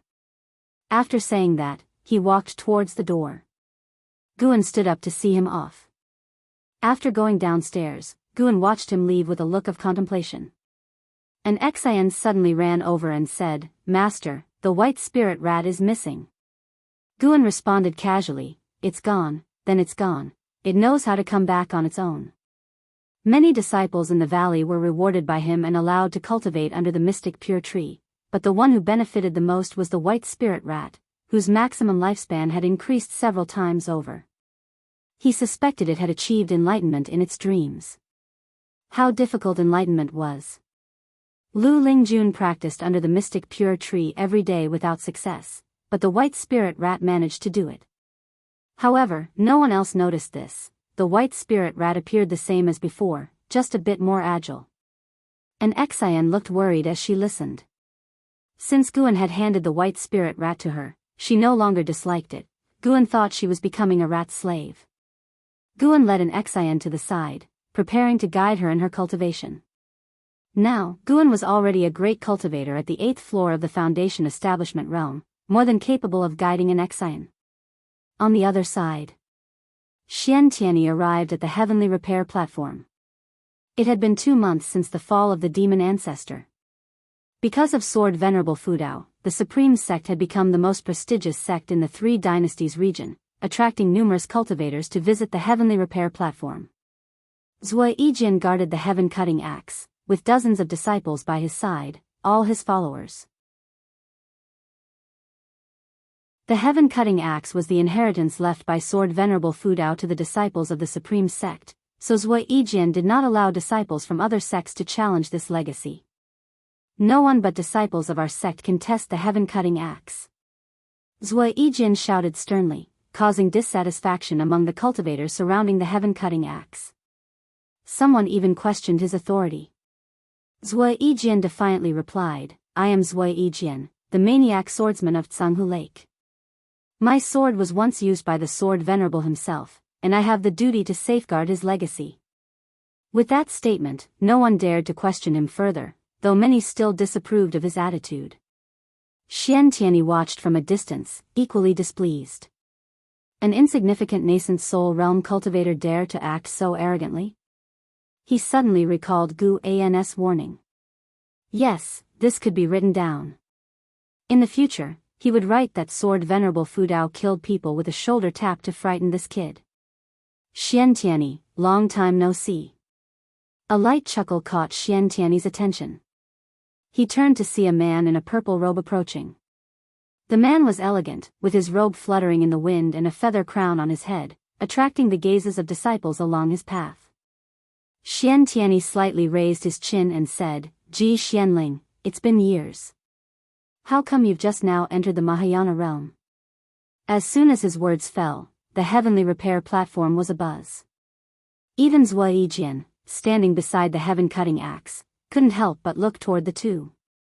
Very quickly, someone recognized Xiantianyi, making them even more curious about Ji Xianling. Where did this Mahayana realm cultivator come from? Weren't there only 2 Mahayana realm cultivators in the 3 Dynasties region? Ji Xianling walked up to Xiantianyi, standing 5 steps apart, their heights nearly identical. Xiantianyi was more arrogant, while Ji Xianling, though not as proud, was equally formidable. "Brother Xian, you made rapid progress after a trip to the ocean. Are you now a disciple of the Supreme Sect or the Star Sea congregations?" Ji Xianling asked with a smile. Xiantianyi scoffed, "I can be a disciple of any sect I want, can you?" Ji Xianling chuckled and continued asking, "I wonder, Brother Xian, have you met Sword Venerable Fudao?" Xiantianyi suddenly had an idea, smiling as he said, "Of course I have. If you want to meet Sword Venerable Fudao, you can. See the heaven-cutting axe over there? If you can move it even slightly, it'll take you to see Sword Venerable Fudao." "Really?" "Absolutely. It seems this axe is hard to move," Ji Xianling said thoughtfully. Xiantianyi replied proudly, "Indeed, it is. Even with my cultivation, I could only make it shift a little." Many disciples of the Supreme Sect who had seen him lift the axe were hesitant to speak, not daring to contradict him in public. "Then let me try." Ji Xianling turned and walked toward the heaven-cutting axe, with Xiantianyi following closely behind. Upon reaching the heaven-cutting axe, Zui Yijian wanted to stop him but was instantly subdued by Xiantianyi's divine sense, rendering him immobile. Zui Yijian looked at Xiantianyi in fear, feeling furious. Ji Xianling ignored Zui Yijian's minor actions. He raised his hand to grasp the handle of the heaven-cutting axe. More and more cultivators gathered. On the Heavenly Repair platform one could find disciples from all sects of the three dynasties' immortal cultivation world, even including demon path disciples. In the face of the demon calamity, the righteous and demonic paths had ceased hostility to jointly resist demons, so the Supreme Sect did not prevent demon path disciples from coming, as long as they didn't cause trouble. Under the watchful eyes of Sword Venerable Fudao, who would dare to act recklessly? The moment Ji Xianling grasped it, he felt the same as Ji Xiaoyu. Unshakable. However, remembering that Xiantianyi could make it shift with all his might, he felt slightly reassured and began cultivating energy. Boom! The aura of the Mahayana realm was fully unleashed, startling the surrounding cultivators to retreat. Xiantianyi's eyes narrowed. He immediately isolated Ji Zunling's aura with his own, directing it skyward to avoid harming others. Figures appeared out of thin air on the Heavenly Repair platform. LV Baidian, Gu Zong, Ji Hantian, and Lu Lingjun had all arrived and were watching Ji Xianling. Ji Zunling's brows furrowed. He shifted his stance for better leverage, even emitting golden flames from his 7 orifices, causing the surrounding space to quake violently. The Heavenly Repair platform trembled, and LV Baidian and others cultivated energy to channel mana into the platform, preventing it from shattering. Despite using secret techniques, Ji Xianling found himself unable to budge the heaven-cutting axe, becoming increasingly agitated. He let out a low shout, veins bulging from his neck, his face flushed red, no longer composed or elegant. Xiantianyi's mouth twitched uncontrollably. Yes. Just like that. The so-called prodigy of the 7 stars spirit realm, nothing more. Ji Zunling's entire body ignited with golden flames, resembling a human torch, yet no matter how hard he tried, he couldn't move the heaven-cutting axe. How could this be? Ji Xianling was shocked, unable to accept this reality. He could accept not being able to lift it, but he couldn't accept being weaker than Xiantianyi. The harder he tried, the more he felt the heaven-cutting axe was immovable. How did Xiantianyi manage to do it? Could it be the Star Sea congregations had deeper foundations than the 7 stars spirit realm? Enough, it's about time. If you can't move it, you can't move it. As a prodigy of the Holy Land, can you not accept this fact?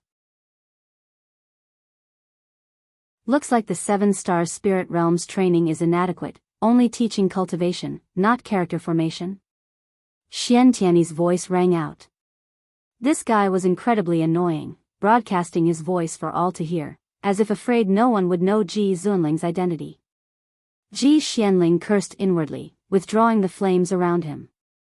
The terrifying pressure of the Mahayana realm vanished, allowing everyone to breathe a sigh of relief. Xiantianyi no longer suppressed Zui Yijian and began mocking Ji Xianling. Ji Xianling tried to keep smiling, praising the greatness of Sword Venerable Fudao. After all, he was a renowned great cultivator. Seeing Ji Zunling's humility, Zui Yijian felt favorable towards him, speaking up. Actually, Senior Xian failed before as well. He couldn't make the heaven-cutting axe budge. Upon hearing this, Ji Zunling's smile froze. Xiantianyi wasn't angry, he became even more pleased. He decided he would definitely include the shoulder-tapping detail in his book to make Zui Yijin restless. On the other side. In the third Medicine Valley, Guan pondered the purpose of Ji Zunling's visit. It probably wasn't to investigate him. If so, would they come with such fanfare? Could it be the Holy Land was preparing to integrate into the immortal cultivation world? After the Mahayana realm pressure dissipated, an Exian relaxed and raised her sword again, saying, "Master, Senior Xian said just now that the other party comes from the Holy Land. Does this mean the Holy Land intends to accept us?" In her mind, the Holy Land was definitely more powerful than the Supreme Sect. Hearing this, Guan couldn't help but speculate if the Seven Stars Spirit Realm wanted to annex the Supreme Sect. Facing the unknown sword Venerable Fudao, they couldn't continue to suppress openly, mainly because their previous actions were in secret and couldn't be publicly exposed. But the Lin family wouldn't let it rest. The Lin family was a major clan in the Seven Stars Spirit Realm. Guan was ready to bully the older and more powerful ones. He said, "How would I know? Focus on practicing your sword skills. You're good in every way, but your mind isn't focused. Whenever there's a chance, you slack off." An Exian blushed and continued practicing her sword. Guan collected his thoughts, no longer thinking about the Seven Stars Spirit Realm. He began to think about his new book. It was about time to start writing Journey to the West. Perfect, he could use this book to critique the high and mighty Seven Stars Spirit Realm, awakening the thoughts of cultivators everywhere. Of course, this book had to be written slowly to avoid alerting them. Writing for decades, by the time the Seven Stars Spirit Realm realized, Guan would have already reached the heaven and earth flying immortal realm. News of the prodigy Ji Xianling from the Holy Land failing to lift the heaven-cutting axe quickly spread, exciting the disciples of the Supreme Sect.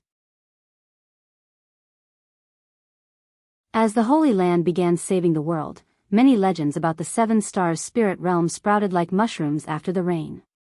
To many disciples of the Supreme Sect, it seemed like the Holy Land was trying to steal the glory of Sword Venerable Fudao. Why didn't the Holy Land act before the demon ancestor's death? Now, the moment a prodigy from the Holy Land appeared in the Supreme Sect, they were overshadowed by Sword Venerable Fudao. How could they not be pleased? This news quickly spread from the Supreme Sect to the immortal cultivation world of the three dynasties, attracting more and more cultivators to come to the Supreme Sect, eager to witness the prowess of the heaven-cutting axe.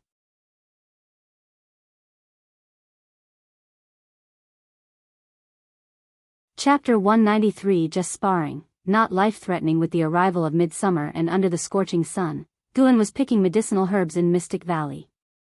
As the number of demons and monsters in the world significantly decreased, the sky became bluer. Now, with the three dynasties, the Holy Land, and the Demon Emperor's forces actively eliminating demons, Guan's speed of harvesting lifespans also slowed down. However, everything gradually returned to peace, which was a good thing for him. Peace in the world, quietly farming, and developing steadily, that was the true path. Lu Jiujia came to Guan's side and asked softly, "Senior brother, are you going to participate in the alchemy contest at the end of the year?" After the demon ancestor died, LV Badian became active again. First, he made Xian Tianyi write a book, and then he organized the first alchemy contest of the world. The various rich rewards attracted the attention of cultivators across the world, and disciples of the Supreme Sect could participate as well. In Lu Jijia's view, Guan's alchemy skills were quite good. He had elevated batch after batch of servant disciples to outer disciples. Just in Mystic Valley alone, more than 20 disciples had achieved foundation establishment successfully, and new faces appeared in Medicine Valley almost every year. No need to join the excitement. Having my name on the golden list is enough for me to make a living. Guan casually replied. There would be many similar world contests in the future. If there were a calligraphy contest, he might participate since he liked practicing writing daily. Lu Jiujia sighed at the development of the Supreme Sect. Now, the Supreme Sect was vastly different from when he first joined, with a more upright atmosphere and a stronger sect. Previously, even seeing a nascent soul cultivator was difficult, but now there were numerous divinity transformation, void crossing, and unification cultivators on the heavenly repair platform, and he even heard of mystic heart realm affairs. The stronger the supreme sect, the more opportunities for the disciples. For example, even participating in organizing the first alchemy contest of the world could reap significant rewards, making it suitable for disciples with ample time but lacking cultivation resources. Guan continued to pick herbs while attentively listening. Listening more to the opinions of lower-level cultivators about the supreme sect revealed more about whether the supreme sect was on the right path. Wait. Why do I have this sect leader's mindset again? Blame LV Badian. However, Guan was accustomed to acting as LV Badian's behind-the-scenes advisor. This feeling was actually quite satisfying, just speaking without doing, fulfilling his desire to command without exerting effort. LV Badian also enjoyed it. Over time, perhaps one day Guan would want to manage the sect personally. It had been several months since the demon ancestors' fall. The supreme sect dispatched inner disciples and outer disciples to eliminate demons, while inheriting disciples and true disciples were sent to the demon land for exploration. The demon land was vast, an unknown treasure trove for the sects of the three dynasties.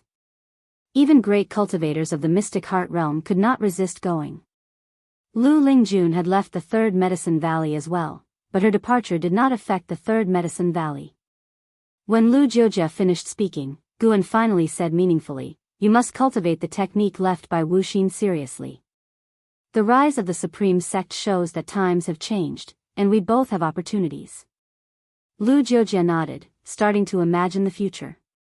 Guan handed the picked herbs to Lu Jiujia, gave a few reminders, and then left Mystic Valley. Next was the picking in Tianya Valley, Mystic Heaven Cave Mansion, Mountain God Temple, and Nianshu Cave. In the evening, he had to go to the 8 scenic caves. It was busy but fulfilling. Although the number of demonized monsters was decreasing, Guan still gained a lot of lifespans by picking medicinal herbs. He was even preparing to expand Nianshu Cave Mansion, just as he needed to find 2 female demons for Tian Yaoer. At night. In Nianshu Cave Mansion, Guan sat at a stone table, sipping tea while watching Tian Yaoer and 2 little cat demons. The demon land lacked nothing but demons, and Guan sought out demons that were suffering. These 2 little cat demons were twins. Their parents were eaten by a demonized monster last month, and they barely escaped, suffering many injuries over the past month. Tian Yaoer was cleaning their wounds. Seeing her joyful yet distressed expression, Guan couldn't help but think of an Exian. Do women all like to keep pets? Guan extended his divine sense to the depths of the demon land. The legend of the evil demon spread continuously in the 3 dynasties, making the evil demon a dire threat to all, more terrifying than the demon ancestor. Even the ancient Holy Land could not shake it. The demonic chi of the evil demon was constantly spreading. Even Guan, in the 9th layer of the wandering immortal realm, needed to spend some time searching for it. Half an hour later, Guan's divine sense locked onto a mountain range deep within the continent, a place nearly 10 million miles away from Heavenly Phoenix Mountain, with demonic chi covering a radius of over 1 million miles. Guan's divine sense penetrated the densest area of demonic chi. Along the way, he saw a group of mysterious cultivators, none of whom were weak, with the weakest at the Mahayana realm. They had set up camp in a mountain forest's temple, each cultivating alone without interacting. It seemed like the 7 stars spirit realm wanted to guard against the evil demon breaking its seal. Soon, he felt a strong restriction, breakthrough only possible by someone at the wandering immortal realm. He felt he could break it, but he did not want to alarm the 7 stars spirit realm or the evil demon, so he withdrew his divine sense. Take it slow, no rush. If he could reach a lifespan of 100 million years before the evil demon broke its seal, great. If not, he would break through early. Guan called up his attribute panel and saw that his lifespan was about to hit 9 million years, feeling calm inside. After a while, Guan asked, "Have you thought of what to name them?" The 2 little cat demons had low spiritual wisdom, still at the first order. Tian Yaoer thought for a while and said, "Master, why don't you name them?" Speaking of which, I still don't know what Master's name is. Upon saying this, her tone turned wistful, her gaze at Guan filled with grievance. Ignoring her look, Guan said, "Let's call them Tianqing and Tianbai." Both cat demons were white. The names Tianqing and Tianbai came to Gu An's mind because of his Qinghong sword and Yilan's white spirit sword. Tian Yaoer immediately flattered, "Sounds good, as expected of master." Guan stood up and left with a parting word, "Remember, don't let them step on the herbs." Seeing him disappear into thin air, Tian Yaoer pouted, then picked up the two cat demons and brought them to the stone table. She suddenly noticed two books on the table. Sword Venerable Legend? Tian Yaoer became interested, placing the two cat demons on the table, then picked up one of the books and started reading. At the end of summer, the heat in the world persisted. In the third medicine valley, Xiantianyi sat on a chair, looking depressed. He couldn't help but ask, "Why doesn't my Sword Venerable Legend sell as much as your book?" Guan was writing, answering, "Maybe there are too many books of the same type, so it has a weaker effect." Not to mention other sects, just the Supreme Sect had produced dozens of books about Sword Venerable Fudao. Green Hero didn't have pan-ANS appeal, so how could it be popular? Xiantianyi sighed, feeling he was better suited to writing travelogues. He picked up a piece of paper Guan had just finished writing and read aloud. Chaos wasn't divided, and the world was in turmoil, vast and boundless, unseen by anyone. Since Panga broke the primordial chaos, from then on, clear and turbid were distinguished, just the opening poem captivated him. This must be an investiture of the gods type of book. He read on seriously, finding it fascinating. When he finished the first page, he wanted to find the second, but Guan hadn't written it yet. Guan wasn't just recalling the plot but also thinking about the handwriting, how to make it look good. "Forget it, you keep writing. I'm here to say goodbye today." Xiantianyi put down the paper and said. Without looking up, Guan asked, "Where are you going?" Xiantianyi replied, "To the demon land to find the evil demon. The Holy Land is leading us." Guan nodded and said, "Be very careful, don't be complacent because of your cultivation level." "You brat, how dare you lecture me? I've roamed the oceans, unlike you who stay in the Supreme Sect all day. Don't worry, I can't possibly die, I'm invincible below the immortal path." Xiantianyi stood up, full of spirit, and said.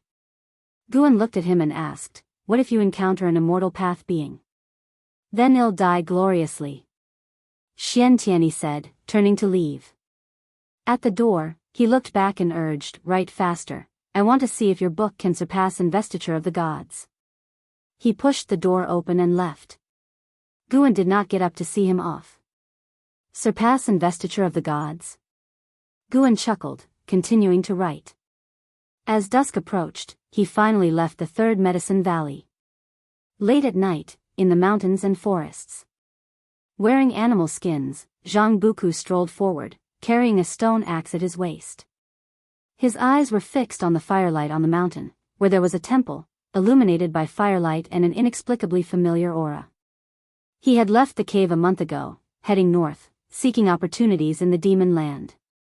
Along the way, he had hardly interacted with cultivators or demons, making him very nervous as he cautiously approached the mountain. Soon, he entered the temple. It was large, with Zhang Buku standing in the outer courtyard, hesitating. The firelight was just behind a wall. "Since you're here, come over and meet." A voice came from the other side of the courtyard wall. Hearing this, Zhang Buku breathed a sigh of relief and leaped over the wall. He landed in front of the fire, scrutinizing the black-clad man sitting opposite. The man had a stern face, and beside him was a noticeable heavy sword. While Zhang Buku observed Liya was also observing him. "My name is Zhang Buku. May I know your name, Taoist friend?" Zhang Buku cupped his fists and said. He could sense the person before him was very strong, but now he was no longer the same as before. He was only somewhat nervous, not afraid. Liya replied, "My name is Liya. Why do you have half-demon energy in you?" Zhang Buku answered, "My father is human, my mother is a demon." "Are you the same as me?" "Liya?" That name sounded familiar. Upon hearing his question, Liya glared at him and snorted, "Of course not. I only consumed a demon treasure, having the power of demon blood." Zhang Buku felt a bit disappointed upon hearing this. Noticing the stone axe at Zhang Buku's waist, Leah stood up and smiled. Kid, how about we spar a bit? Since witnessing Sword Venerable Fudeo's vast star-suppressing heaven-boundless sword, he had understood the Taitsong divine shocking sword better. He had been diligently practicing for half a year, eager to test it out. Zhang Buku instinctively touched the stone axe at his waist and asked, "Are we really just sparring?" Leah nodded, "Just sparring, no life-threatening moves. I've been practicing my swordsmanship for half a year and want to test it." Zhang Buku's eyes lit up, and he smiled. "To be honest, I've been practicing hard for some time too." "Alright, let's go."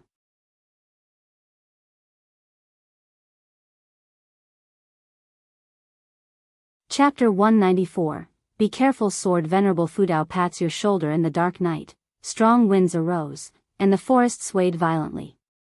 The flames of the temple flickered with the wind, and dust billowed up from the foot of the hill. Leah crashed into the forest, his body smashing through the mountain wall, and the dust quickly engulfed him. His North Sea heavy sword flew hundreds of feet away, piercing a 1,000-year-old tree and splitting its trunk. Zhang Buku hovered in the air, holding a stone axe in one hand. He looked nervously down and asked, "Daoist friend Leah, are you alright?" Li Ya's sword intent was so strong that he had to use the heaven-cutting divine axe. He was happy when he struck Leah down, but then he got worried, fearing that he might have killed him. The two had met by chance. He never killed those without grievance or enmity. Zhang Buku waved his left hand, dispersing the dust below, and looked at Leah lying among the shattered mountain wall. Leah hung his head low, covered in blood. That blow from the axe had almost split his body apart. Fortunately, he had taken the dragon image divine primordial, otherwise, he wouldn't have survived. Zhang Buku quickly flew to Li Ya's side, panicking and unsure of what to do. Leah struggled to raise his head, closing one eye and gritting his teeth. "What kind of monster are you? I'm sorry, I didn't do it on purpose. I really didn't mean to. It's just that you were too powerful. I had to give my all," Zhang Buku hurriedly explained. Hearing this, Leah felt slightly consoled. But he still felt miserable. Fortunately, the ancestor's soul remained at 3 Pure Ones Mountain, otherwise, it would have been a complete disgrace. Afterwards, with Zhang Buku's assistance, Leah landed, sat cross-legged, and began cultivating energy to heal his injuries. Zhang Buku went to retrieve his North Sea heavy sword. An hour later, Leah opened his eyes, looking at the uneasy Zhang Buku beside him, feeling somewhat helpless. If Zhang Buku had been flaunting his victory, he could still be angry, but Zhang Buku's respectful attitude left him with nothing to blame. After all, it was he who suggested the sparring. "How old are you?" Leah asked. 71. At 97 years old, Leah felt wounded once again. At that moment, he truly understood what it meant to always have someone better. Losing to Enhao, he could accept, as Enhao was renowned. But losing to an unknown half-human, half-demon in the wild made him feel terrible. Suppressing his pain, Leah asked, "Who is your master?" Zhang Buku scratched his head, saying, "I don't have a master, though I do have an uncle. But all my skills were learned in a cave." A cave? Leah thought of the encounters his ancestor had mentioned. He didn't expect someone to be so fortunate, surpassing decades of his hard work by sheer chance. Seeing him puzzled, Zhang Buku began to recount his experiences, omitting Gu An's existence, as he had promised not to cause trouble for Gu. And listening to Zhang Buku's story, Leah felt even more speechless. Where did this sparrow come from? Why hadn't he encountered it? Although he was known as the person of heavenly destiny in the Li family, blessed with great chi fortune, he felt vastly inferior compared to Zhang Buku. The two, now familiar through their fight, continued their conversation. Far away, tens of thousands of miles away, Guan, who was slaying demons, smiled and then turned to walk into the darkness. After staying in the temple for 2 days, Zhang Buku and Leah joined hands to head north, seeking opportunities in the demon land. During that period, Zhang Buku offered to teach his axe technique to Leah, which deeply touched him. However, determined to concentrate on swordsmanship, Liu declined, realizing that his loss wasn't due to his swordsmanship but because Zhang Buku's physique was far stronger. Liu began to wonder if accompanying Zhang Buku might lead to great opportunities. Sigh, if junior brother Gu knew he was seriously injured again, he would surely worry about him. Time flew by, and a year passed quickly. In early May of that year, Gu An's total lifespan reached 10 million years, and the demons in the three dynasties had become scarce. He no longer descended the mountain, returning to his former farming life. Although the trend of seeking opportunities northward was rising, the number of new disciples recruited by the Supreme Sect each year continued to grow, keeping the sect lively. This year, the number of servant disciples in the Third Medicine Valley exceeded 600, a quarter of whom were new. Those who left had been promoted thanks to the foundation establishment pills bestowed by Guan. As a result, Gu An's network within the Supreme Sect grew wider. Now, whenever he went to Outer Gate City, disciples would always greet him. The number of servant disciples in the Mystic Valley also reached 50. When Guan wanted to expand the Medicine Valley, the Outer Sect Great Elder LV Songhan readily agreed. Gu An's book, Shattering Void, had brought him many benefits, and combined with the LV family's backing, he would comply with most of Gu An's requests. One day, Guan came to the North Sea Mountain, embodying the mountain god, to inspect Sage Xian Miao's progress over time. Sage Xian Miao had also recruited some minor demons to assist, giving him more time for cultivation.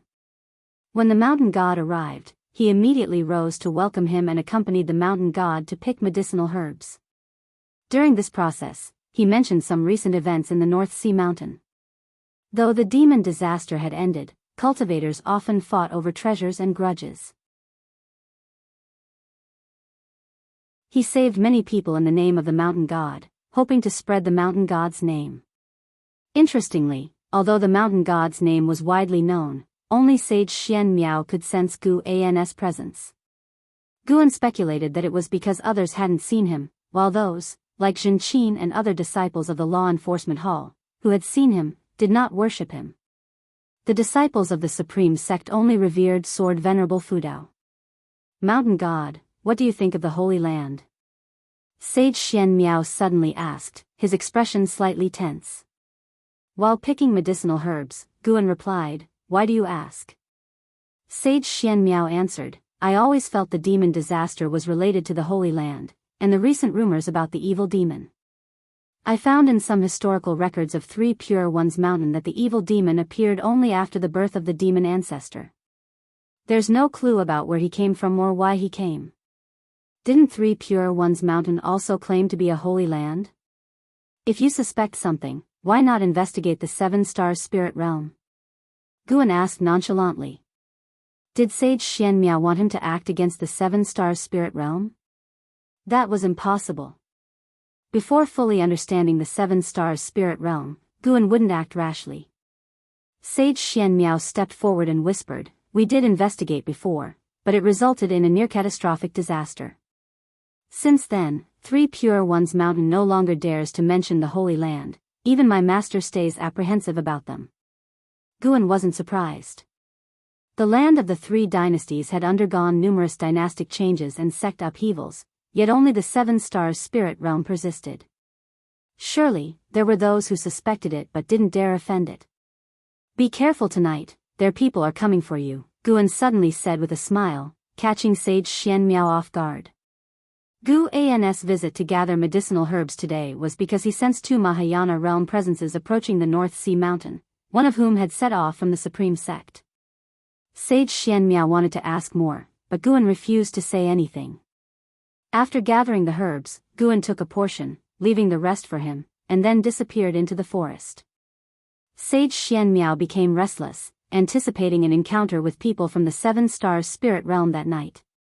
At dusk, the North Sea shimmered. Ji Xianling stood at the shore, holding a book with the words, "Sword Venerable Legend," on its cover. Out of nowhere, a figure appeared beside him, a man dressed in a gold-threaded red robe, with a ruby-embedded headpiece burning with golden red flames. His right hand was placed behind his waist, and arrogance marked his brows. "Why are you slower than me?" Ji Xianling asked nonchalantly. Lin Chen stared at Ji Xianling and snorted, "That's what I should be asking you." He shifted his tone and asked, after staying at the Supreme Sect for a year, "Any information on Sword Venerable Fudao?" "The information is in my hand. Do you want to see it?" Ji Xianling raised the book in his hand, smiling. Lin Chen immediately confiscated the book, quickly scanning it with his divine sense. He looked up at Ji Xianling and said coldly, "Are you mocking me?" Ji Xianling raised his chin and said, "Lin Chen, who told you that I came to the Supreme Sect to investigate Sword Venerable Fudao?" Lin Chen frowned. Ji Xianling continued, "The higher-ups want to be on friendly terms with Sword Venerable Fudao. He's likely at loose immortal realm 9 layers or even higher. Such a great cultivator couldn't have appeared out of nowhere. He might be from a great sect overseas. Lin Senior's death was indeed unfortunate, but it's his fault for not being strong enough. If someone like him, a loose immortal, had to die, I advise you to give up on this idea." Lin Chen sneered coldly, "So your faction prefers to endure humiliation? Sword Venerable Fudao dared to kill my father. Are you sure he has respect or goodwill towards the 7-star spirit realm?" Ji Xianling shrugged, "Why don't you ask him yourself?" "I don't want to court death. Honestly, our family sent me here to recruit the Supreme Sect, which means recruiting Sword Venerable Fudao." Lin Chen's eyes flashed with anger. He threw the book against Ji Zunling's chest and turned to leave. Ji Xianling grabbed the book, smirking, "It'll be dark soon. Be careful if Sword Venerable Fudao pats you on the shoulder." Lin Chen stopped and looked back at him, while Ji Xianling raised the book. Next, Lin Chen vanished into thin air. Ji Xianling smiled and then sat down to continue reading. At night, Lin Chen arrived at the mountain god temple where sage Xian Miao resided to inquire about the mountain god, suspecting that the mountain god was Sword Venerable Fudao. How could 2 such great cultivators appear simultaneously in the land of 3 dynasties? As a disciple of the 7-star spirit realm, he had never seen any mention of the mountain god in ancient records. Lin Chen expressed that the Holy Land wished to recruit the mountain god and sent him here for this purpose. Sage Xian Miao was cautious towards him, merely stating that the mountain god's whereabouts were elusive, and he wished to see the mountain god himself, which was why he had built the temple there. After inquiring for a long while and getting no satisfactory answers, Lin Chen felt a murderous intent but held back, fearing the mountain god might be nearby. He suddenly noticed the small wooden figure in Sage Xian Miao's hand and asked, "Is this the mountain god's wooden figure? Can you give it to me?" Sage Xian Miao had leisurely carved many small wooden figures of the mountain god, intending to spread the mountain god's name. He tossed the wooden figure to Lin Chen. Lin Chen said no more, taking the wooden figure and leaving.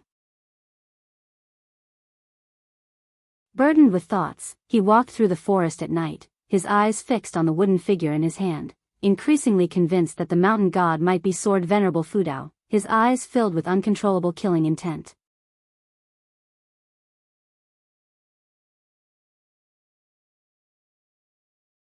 Chapter 195 I've spilled the beans.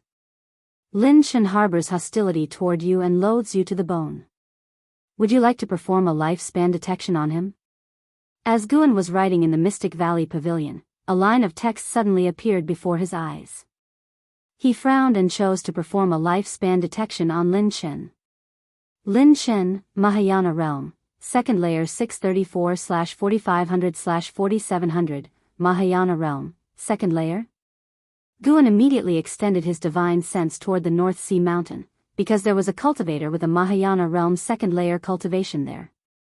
He quickly caught sight of Lin Chen's figure, who happened to be holding a small wooden figure that bore an exact resemblance to his own. No wonder it triggered the lifespan hostility warning. Guan didn't take action right away. Instead, he expanded the range of his divine sense to ensure that no heaven and earth flying immortal realm cultivators were nearby.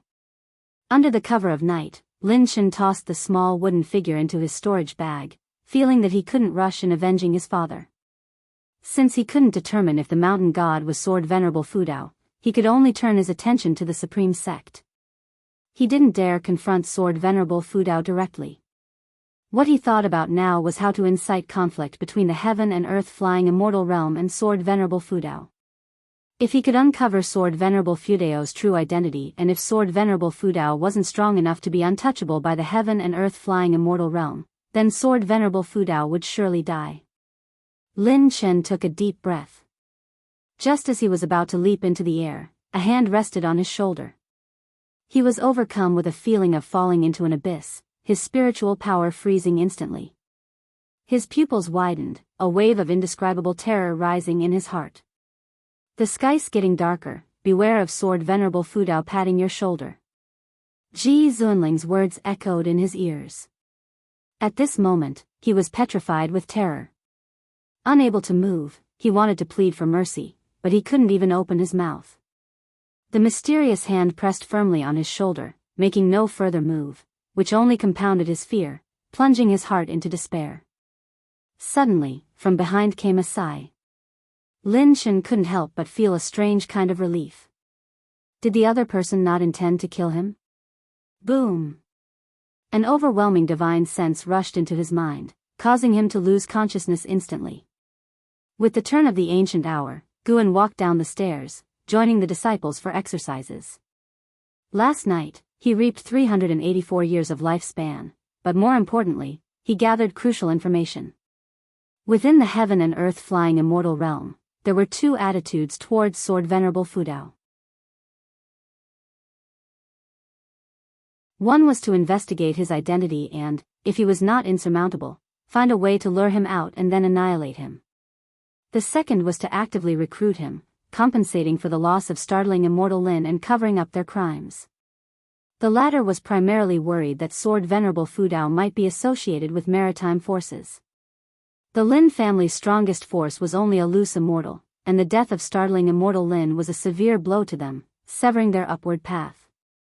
Their hatred for Sword Venerable Fudao was profound, continuously pushing for revenge within the heaven and earth flying immortal realm.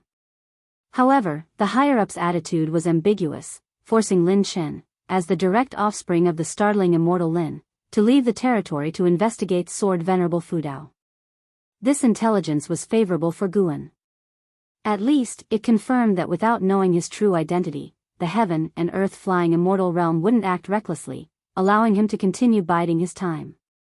Notably, the current 7 Stars spirit realm on the continent was mainly led by the 6 Stars Cave.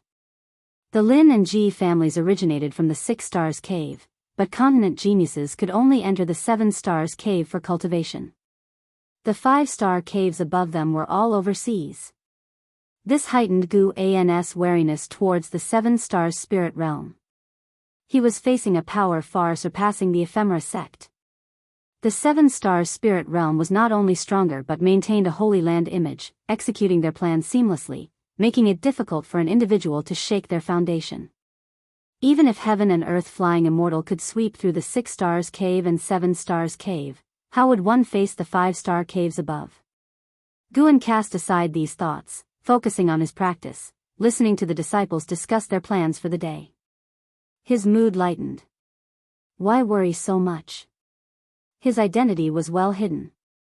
As long as he didn't reveal himself, the 7 Stars spirit realm wouldn't dare act rashly.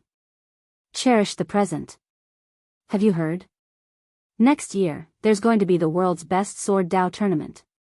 A female disciple suddenly spoke, stirring everyone's interest. They began discussing the world's best sword Dao tournament. Guan occasionally interjected, appearing very enthusiastic, dreaming of the tournament. After all, outwardly, he was just a foundation establishment realm cultivator. Next year, he planned to advance to the 9th layer of foundation establishment.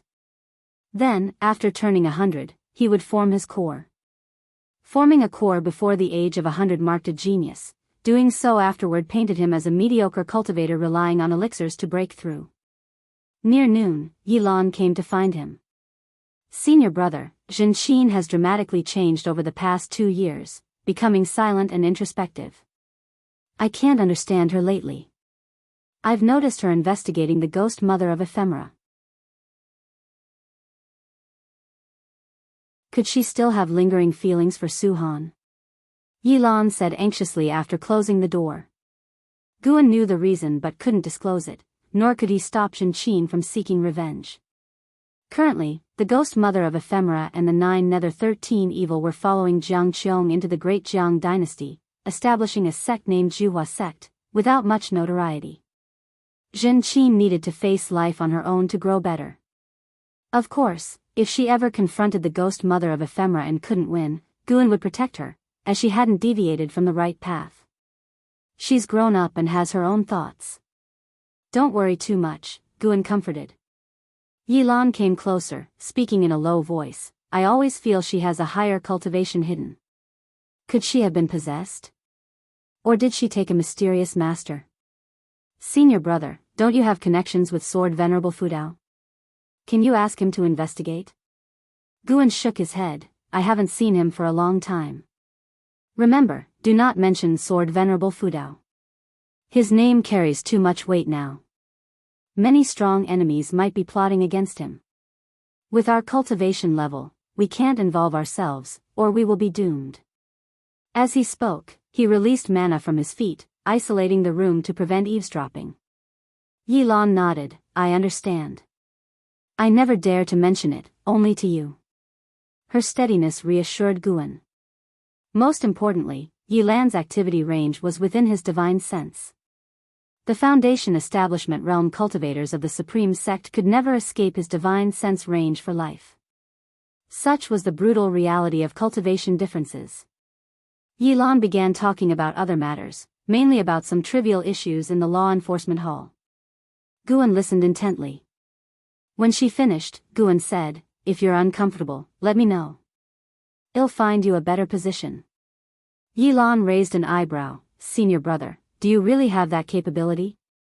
She knew about the Third Medicine Valley's existence but couldn't access specific details about it. She wasn't sure how much Guan contributed to the Supreme Sect. She even suspected Guan of growing medicinal herbs for Sword Venerable Fudao, which explained why he often left Mystic Valley. Guan pulled out a book, tossing it onto the table. I'm revealing my cards. It was the initial draft of Investiture of the Gods, a treasured edition without a cover. Yilan's face turned pale instantly. She asked in a trembling voice, Senior brother, did you write that book? Hum. Guan crossed his arms, raising his chin arrogantly. Yilan glared at Guan, angrily asking, Senior brother, if you had such great needs, why did you reject me? Is your heart set on someone in the valley? Guan was stunned, taken aback by her sudden outburst. He looked down, realized something, and quickly picked up Investiture of the Gods, flipping it open. Look closely. Junior sister, what are you thinking all day? Senior brother must criticize you a bit. Yilan only needed to glance at a couple of lines to recognize the book. She widened her eyes in shock. You wrote Investiture of the Gods? Are you Panon?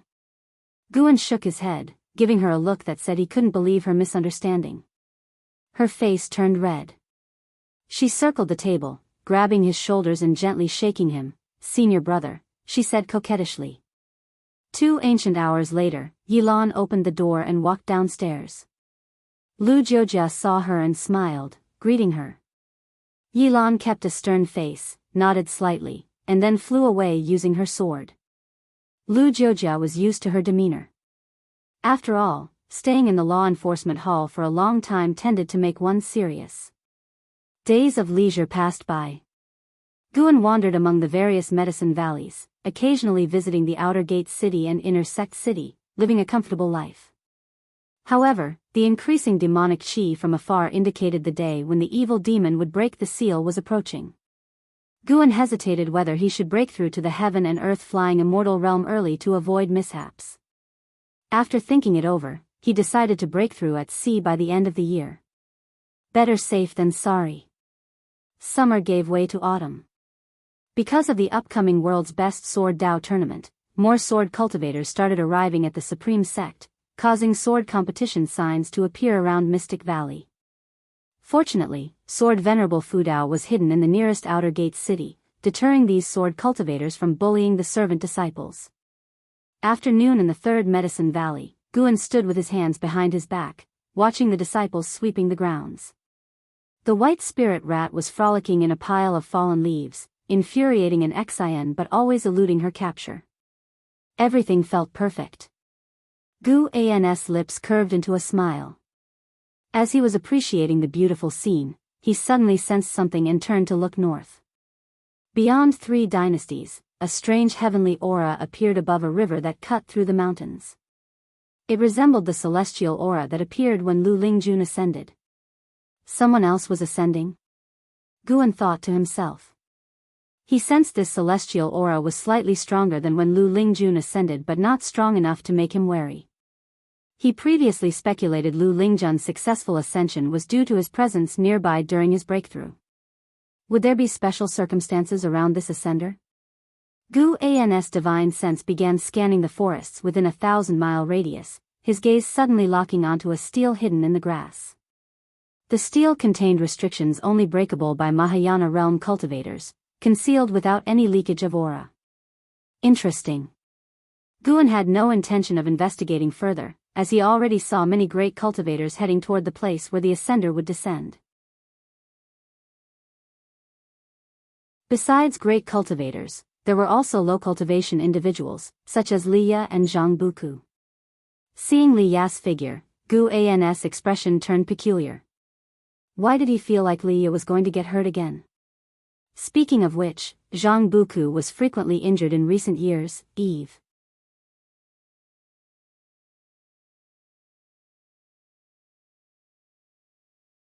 Chapter 196, Being Someone's Mount After Ascending? The demon lands in autumn were covered with golden leaves, like a sea of gold. Li Ya stood on the North Sea heavy sword, flying through the air, while Zhang Buku stood behind him, staring into the distance. Zhang Buku saw a figure in the distance flying towards the horizon at a speed far beyond theirs, the powerful aura of their cultivation level making him secretly astonished. Brotherly, are we really going to get involved in this mess? Zhang Buku couldn't help but ask. Li Ya had been his first friend. This past year, they had ventured through the demon lands together, facing life and death, forming a deep bond, but it was easy to get hurt. Even though they often got injured, being able to rely on each other was far better than going it alone. The fierce wind blew against Li Ya's face, and he showed a smile on his handsome and resolute face. He said, "So many great cultivators are rushing there, let's go take a look. We won't fight yet, well, observe quietly. If there's no opportunity, well, just watch the excitement, but if there is one, all the better." Zhang Buku heard this and found it reasonable. He looked ahead, eyes showing a hint of anticipation. On the other side, Guan was not continuously watching the Ascension land but had begun to busy himself. He was preparing to expand Ninshu Cave. Ninshu Cave, watched over by Tian Yaoer, truly belonged to him.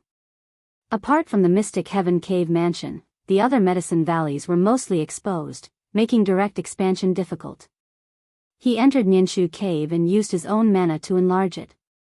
Tian Yaoer watched Guan's back, her little mouth opened wide, while Tian Qing and Tian Bai squatted on her shoulders, shaking their heads as they watched Guan. Guan walked in front of the mountain wall, his right hand leading the way, and with each step, the mountain wall ahead would cave in without any rocks falling or the cave shaking.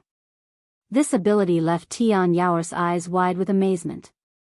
She always knew Guan was strong but hadn't realized just how formidable. Even after training for many years, she couldn't comprehend Guan's divine skills. In the time it took for an incense stick to burn, Ninshu Cave had doubled in size. Since Heavenly Phoenix Mountain was particularly large, it wouldn't affect the mountain body, and further expansions by 10 times would be no problem in the future. Guan arrived at a stone table, placed down a storage bag, and said, "These are all seeds, up to you to plant them. Don't disappoint me." Without waiting for Tian Yaoer to respond, he vanished into thin air. Tian Yaoer didn't look at the storage bag but instead mimicked Guan's earlier posture, raising her right hand and carefully recalling his movements. The moon set and the sun rose, ushering in a new day. In the third Medicine Valley, Guan put down his pen and stood by the window, looking at the demon lands. After the Ascenders arrived last night, that stele triggered a restriction, opening an entrance to a minor heaven and earth, where all the great cultivators swarmed in. Early this morning, many people had flown out and started fighting, including Liya and Zhang Buku. In the mountain forests by the riverbank, Liya lay bloodied amongst the fallen trees, staring at the overbearing figure high in the distant sky, clenched his teeth, and struggled to stand up. Ha ha ha, so this is the ability of the great heavenly spirit land? Nothing more. I don't know whether I ascended to the wrong place or if this world is just so weak. The speaker was a man with blood-red hair, 2 curved black horns on his head, bare-chested, in black pants, with a fiery red sash around his waist, crawling with strange blood-colored runes. With his spiritual power surging, the runes wriggled, lifelike. He wielded a silver rod, sweeping it at the great cultivators attacking from all directions. Blood flames erupted, sweeping across the sky in a spectacular display, forcing those great cultivators back. He vanished into thin air, appearing instantly behind a great cultivator of the mystic heart realm, and smashed down with his rod. Boom! The great cultivator plunged into the river, their life or death uncertain. Zhang Buku quickly flew to Li Ya's side, also severely injured but not as badly. He said in a deep voice, "Brotherly, we should retreat." Though reluctant, Liya could only nod. The two supported each other, flying away, with mad laughter and the sounds of heaven and earth clashing coming from behind. That guy deliberately didn't kill, specifically tormenting opponents. The more they suffered, the more excited he became, like a mad demon. Runaway ants, remember the name of this one.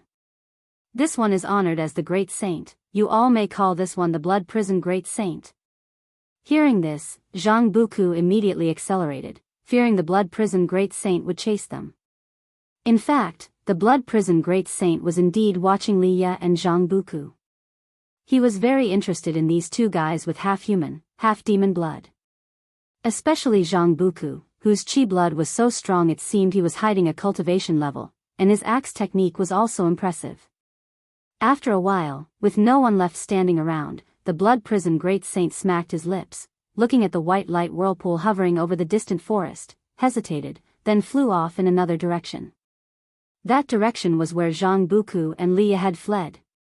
An ancient hour later, Zhang Buku and Liya landed in a dense forest shrouded in thick fog, with rich spiritual energy, perfect for hiding.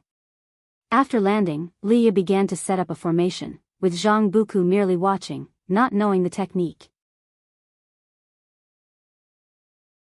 When Liya finished setting up the formation, they both sat down and exhaled in relief. Liya grinned, even with a face full of blood. His excitement was evident. He raised his right hand, pulling a fist-sized golden fruit from his storage bag.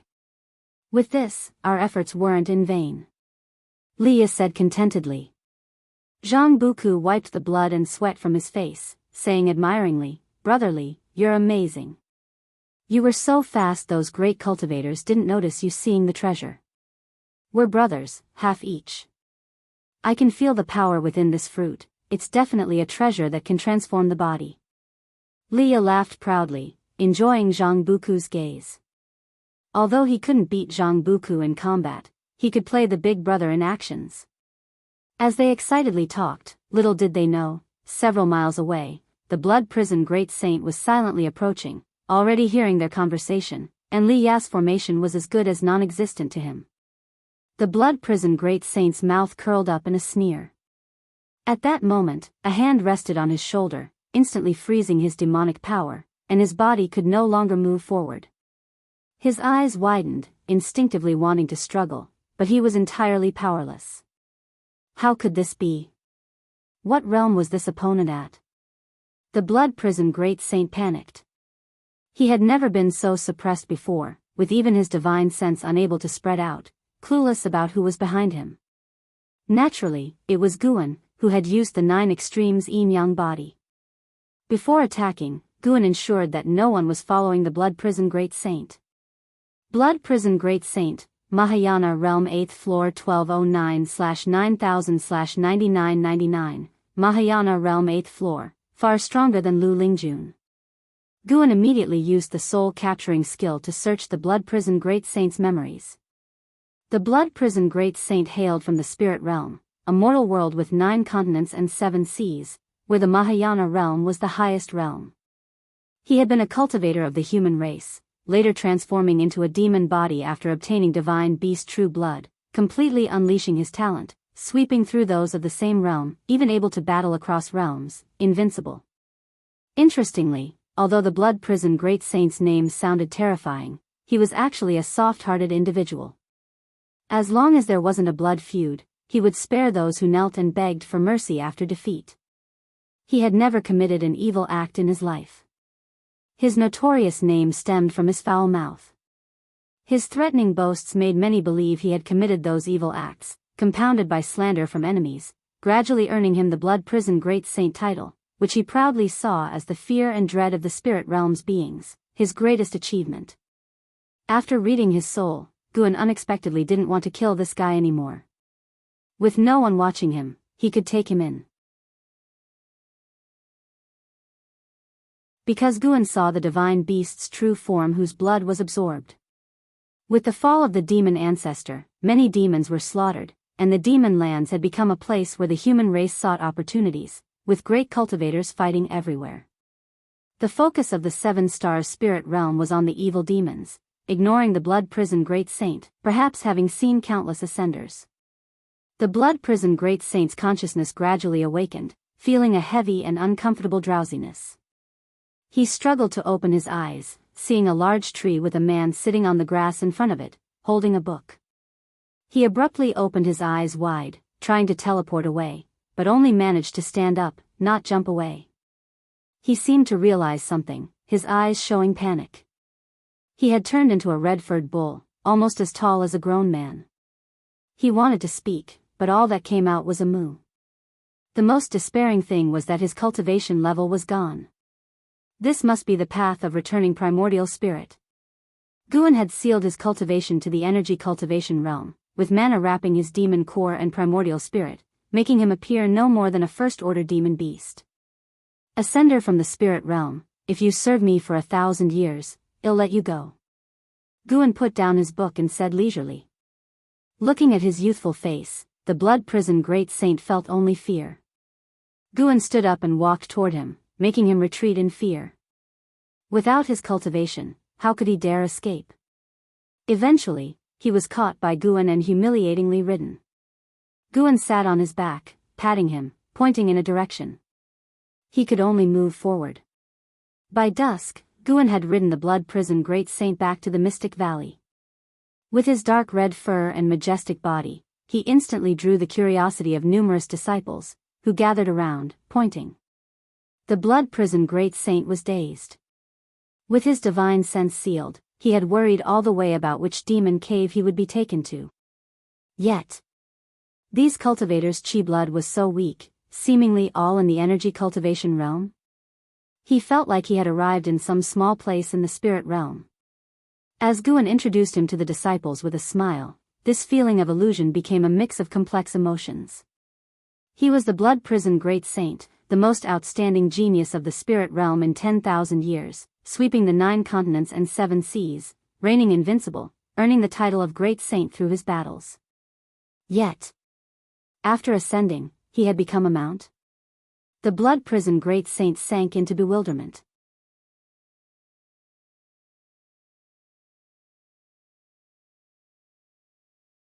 Chapter 197 The ambition of the supreme sect. Guan flaunted his new mount, attracting the disciples' curiosity towards the blood prison great saint, causing him to feel quite oppressed. But fearing Guan, he could only endure. Even Chu Jingfeng, who usually practiced swordsmanship on the mountaintop, came to join the fun. He had seen many mounts, but it was his first time seeing such an imposing ox. Its large horns were impressive, and its fur fluttered like flames in the wind. After lingering in the Mystic Valley for an hour, Guan took the blood prison great saint back to the Third Medicine Valley. He planned to take the blood prison great saint with him wherever he went around the supreme sect. Now, the number of cultivators in the supreme sect was increasing, and it was possible to see cultivators riding their mounts in the sky.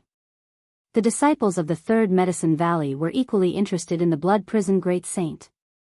The presence of such spiritual energy in this valley amazed the blood prison great saint, as such a level of spiritual energy was rare even in the spirit realm, making him look forward to the days ahead.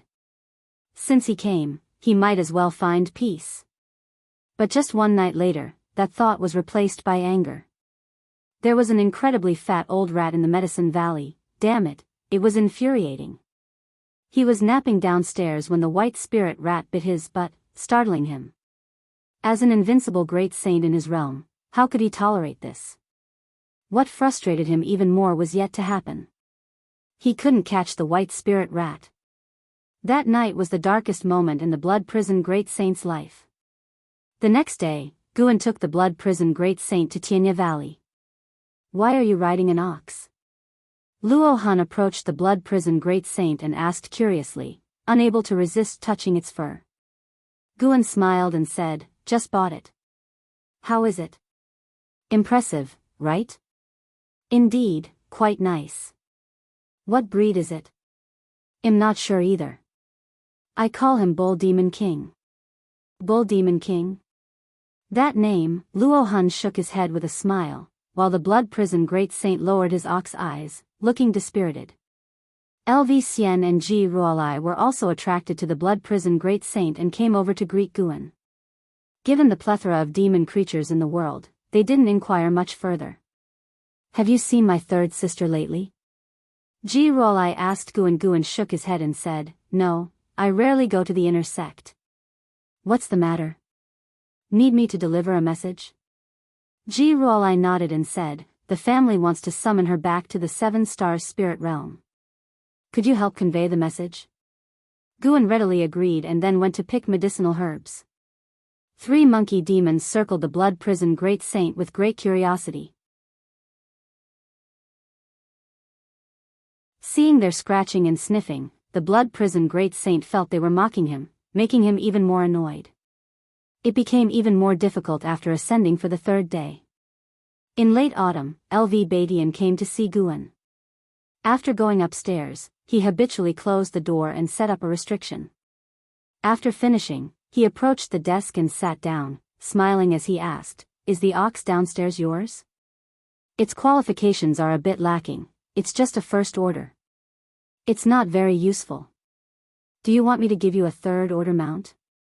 Guan shook his head and smiled, no need. I don't have many enemies. I don't need such a powerful mount. Besides, I have a good eye for this ox. It's quite intelligent. Intelligent? Looking at its eyes, it seems like it's about to be buried. Haha.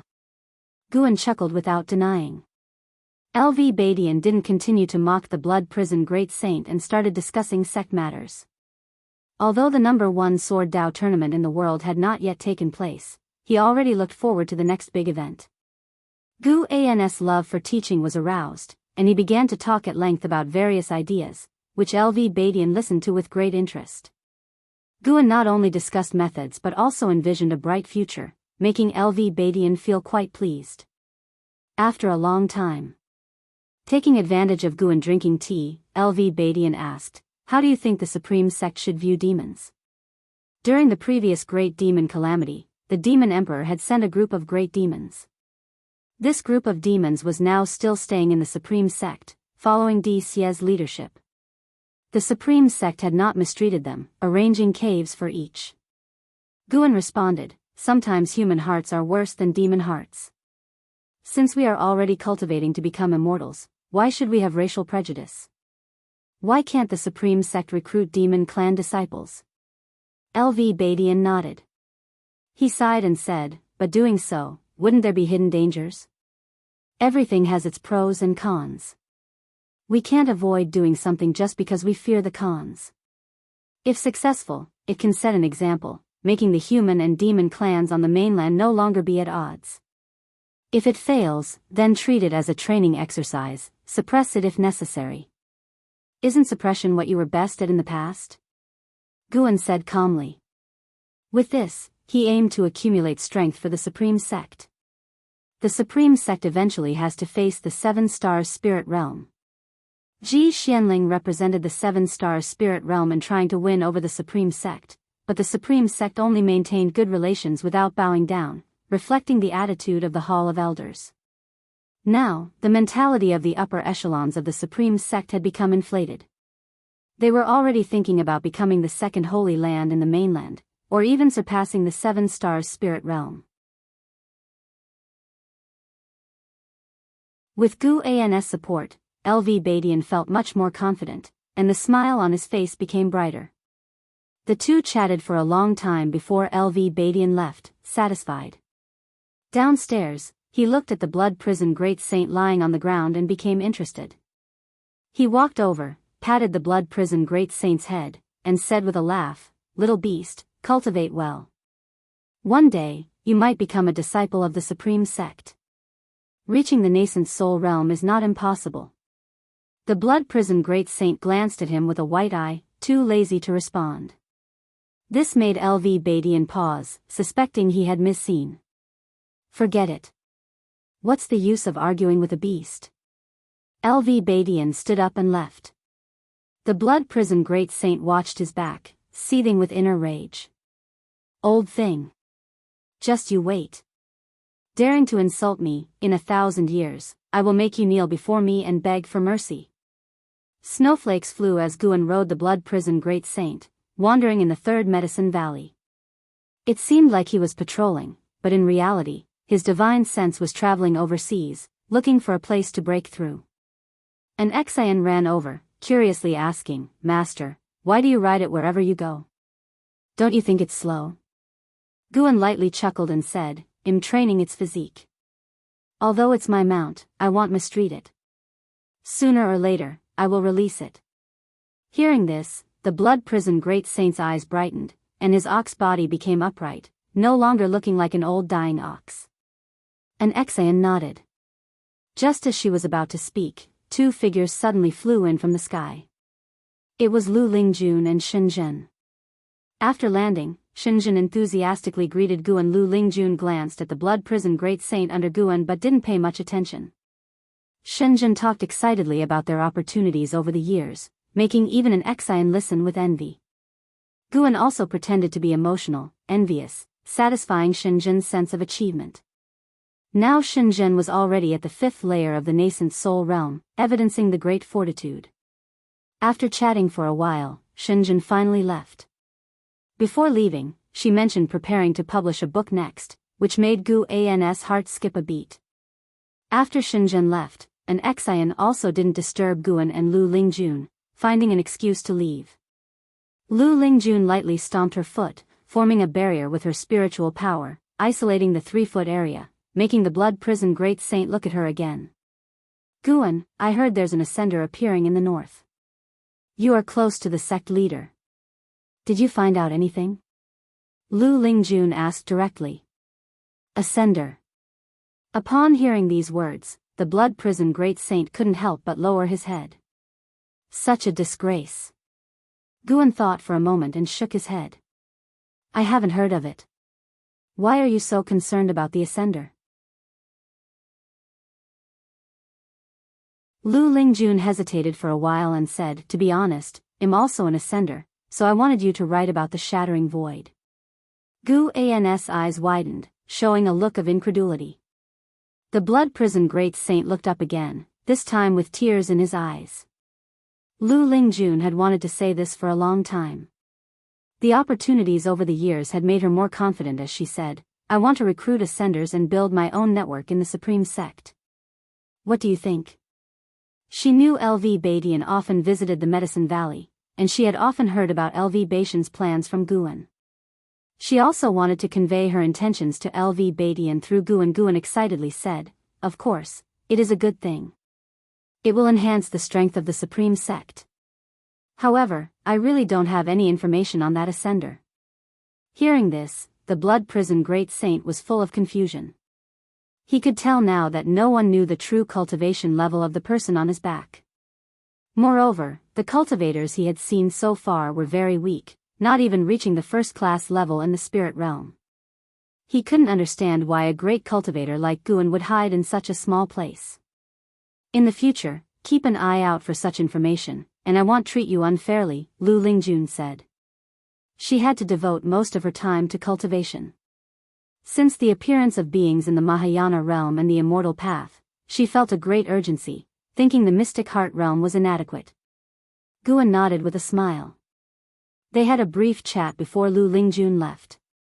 Guan patted the blood prison great saint, signaling him to continue forward. People always want to go to places they've never been before, but when they arrive, they find it's all the same. When they want to turn back, it's often too late. Guan said leisurely, and the blood prison great saint felt he was speaking to him. Unfortunately, the blood prison great saint couldn't speak, otherwise, he would argue with Guan. If it weren't for meeting you, would I be so aggrieved? The falling snow grew heavier, the ground accumulating more snow. The blood prison great saint left 2 ox hoof prints in the snowy ground as he and Guan disappeared into the vast snow. Until nightfall. Demon Land. On the wasteland, Xiantiani and An Hao sat facing the fire. The falling snow did not land on them, melting in the 10-foot radius around them, separated from the surrounding snowy ground. Xiantiani held a book and softly said, "The demonic qi here is very strong. Maybe we'll find evil demons hiding nearby." And Hao was practicing his skills. He opened his eyes and asked, "Senior, what should we do when we find the evil demon?" After the trend of heading north swept the world, he couldn't restrain his restless heart anymore. Saying goodbye to Si Yenner, he ventured north alone. His goal was to become an immortal and not stay in one place for any person indefinitely. Xiantiani answered, "Then you take the information back. I will stay here alone." "Why would you stay?" "I also want to play the hero. I can't always rely on sword Venerable Fudao, can I?" As he spoke, Xiantiani turned to the next page and continued to read.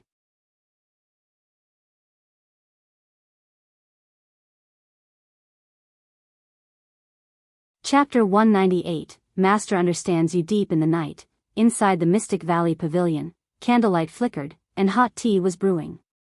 Zhen Qin sat dazedly on a small stool, staring at the teapot and lost in thought.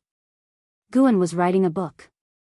After he finished a page, he started to appreciate it, feeling increasingly pleased with his work. "Disciple, come and have a look." Gu An's voice interrupted Zhen Qin's thoughts. Zhen Qin quickly stood up, walked to his side, took the page from his hand, and read it attentively. The 7 Great Saints. Great Sage who pacifies heaven, Bull Demon King. Zhen Qin couldn't help but look at Guan and asked, "Master, isn't your bull downstairs the Bull Demon King?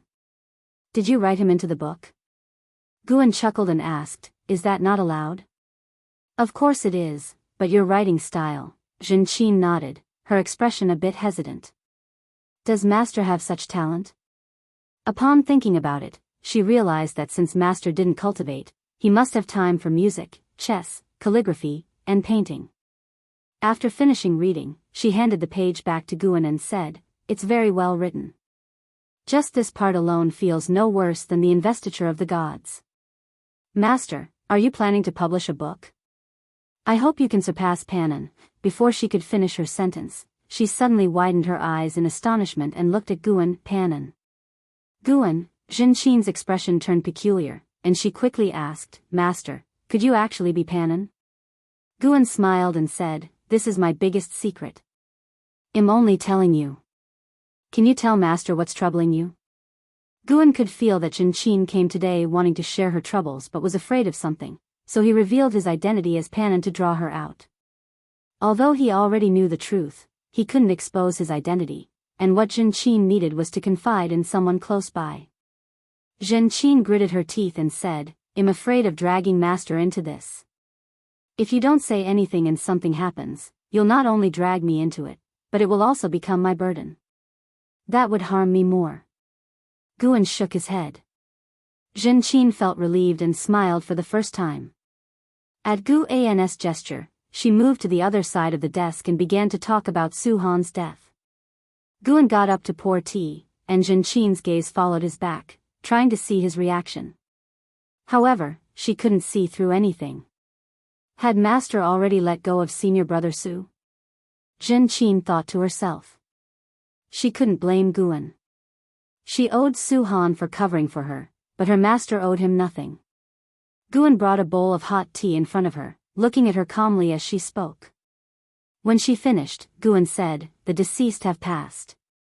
You should live according to his wishes, not inherit his hatred. But, think about what he said to you before he died. What do you think he hoped for you to do?" Guan interrupted her and asked solemnly. Zhen Qin remained silent. Guan continued, "Let alone whether you can defeat the ghost mother of ephemera, the world is so vast. Are you going to spend your whole life searching for her? Cultivate well and experience the world your senior brother wanted to see. Do the things he couldn't achieve. That is truly good for him. There is a divine intent in the unseen world. Your senior brother ultimately attracted a body of sins, but inheriting his power means you share his fate, whether for good or ill. It's all up to your intentions." Zhen Qin was filled with countless thoughts, her expression complex. Guan was not rushed, he merely provided guidance. To let go, she needed to rely on herself. Zhen Qin looked up at Guan. Now, in her eyes, he seemed very weak. Since inheriting Su Han's cultivation, Zhen Qin had already formed her nascent soul, and her cultivation level was still growing. It was inevitable she saw others from a superior viewpoint, but tonight, she felt deeply ashamed. What use was mere cultivation level? She took a deep breath and asked, "Master, if I perform good deeds, will it really help senior brother Su?" Guan answered, "I am not sure, but at least this way, you can free yourself and fulfill his wishes." Zhen Qin chuckled, instantly returning to her usual lively and mischievous demeanor. "Master, you are Panin. You hid it well. Earlier, I even thought you were the author of the Supreme Secret Records." "Ahem, nonsense. How could Master be such a person?" "Wait. Does she also read the Supreme Secret Records?" Gu An's expression turned peculiar. Shenzhen truly was a scourge, corrupting so many people. Zhen Qin snorted, "Who told Master to love reading Green Hero Travelogue? They are all rumors. Don't believe them." The master and disciple duo began to argue. A long while passed. Guan spoke, "Defying fate, divine skill, Master knows. Someone wants to pass it on to me. I can put in a good word for you, allowing you to become a true disciple and embark on a proper immortal cultivation path." Zhen Qin was once again shocked, not expecting her master to have such an opportunity. "Master, who is it? Are they powerful?" Zhen Qin asked curiously. "Sect leader LV Badian, do you think he's powerful?" Hiss. "Does that mean, Master, you will become a great cultivator of the unification realm in the future?" "I did not agree, and his lifespan is long. Perhaps he will live longer than your master. This matter cannot be spread, to avoid trouble." "I understand, Master. To be honest, I am now a nascent soul realm cultivator. These years, hiding my cultivation level has been really uncomfortable," Zhen Qin began to complain. Guan laughed and said, "Master understands you." "How do you understand?" "Fine, I do not understand. Can Master hit you for daring to show off to Master?" The master and disciple again started to bicker. It was almost dawn when Zhen Qin finally went downstairs. Passing by the blood prison great saint, she squatted in front of him, stroked his bovine head, and whispered with a laugh, "Little bull, I can now become a nascent soul realm cultivator." Impressive, right? The blood prison great saint opened his eyes and glanced at her. Crazy. He finally understood that this upper realm was full of crazy people. After muttering a few more words, Zhen Qin leaped up and flew toward the outer gate city. It was not until noon that Guan used his disciple token to contact LV Badian to help change Zhen Qin's disciple status. LV Badian was very interested in the transmission of the defying fate divine skill to Zhen Qin and agreed right away. Another nightfall arrived. That night, Guan left Mystic Valley, stepping on the limitless freedom step and heading west, crossing mountains and lands, and entering the ocean. Step by step. The distance that a ninth-layer wandering immortal could traverse was immense. This time, he took a full 100 steps and landed on a small continent. Standing on the beach, his divine sense enveloped the continent. He saw many demon creatures, but no cultivators of the human race. This continent should not be sunk by giant sea demons. Guan walked into the forest. He didn't immediately find a place to break through but instead took a look around the continent. Meanwhile, in the demon land. In the dim tunnel, Xiantiani and Anhao were walking. Anhao was very nervous and kept looking behind him. Cultivators observe with divine sense, not with eyes. Didn't LV Badian teach you that? Walking ahead, Xiantiani asked casually. Anhao looked at his back, feeling a bit reassured. This was the only Mahayana realm cultivator in the supreme sect on the surface. In the 3 dynasty regions, he was second only to his master among the cultivators of the human race. Following Xiantiani, even in dangerous situations, they should be able to escape with their lives. Anhao asked, I always feel this journey is too quiet without any demon obstruction, as if they intentionally let us in. Perhaps. Xiantiani responded casually. Not long after, the two walked out of the tunnel and arrived at a cliff. Looking out, they saw a vast underground space, with rolling magma below, like a blazing lake. Xiantiani looked down at the magma lake, the firelight casting shadows on his face. Anhao also looked down, but his expression was tense. Such dense demonic qi, is the evil demon hiding below? Anhao asked in a low voice. Xiantiani said, You've been following for so long. Why don't you come out? As soon as he said this, Anhao was shocked and quickly looked around. Immediately, he saw mysterious figures shrouded in demonic qi emerging from the distant cave walls, 7 in total. Xiantiani said softly, I didn't tell you earlier because I was afraid you'd be in danger separated from me. Just watch how I handle these sneaky ones. With that, he stepped forward, walking in midair.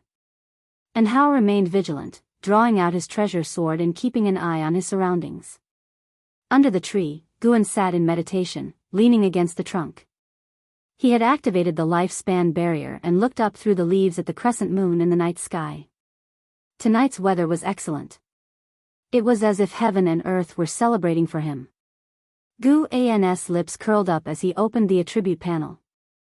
Name, Guan, lifespan, 96/10376008, physique, mystic holy body, cultivation level, wandering immortal realm, 9th layer, 10,376,000 years of lifespan.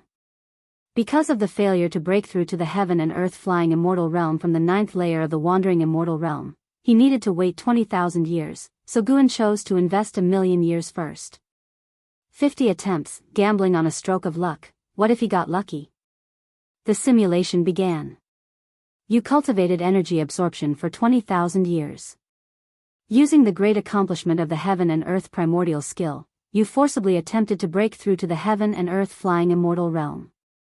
You faced the heaven and earth divine intent heavenly tribulation but did not survive and failed the tribulation crossing. Failure.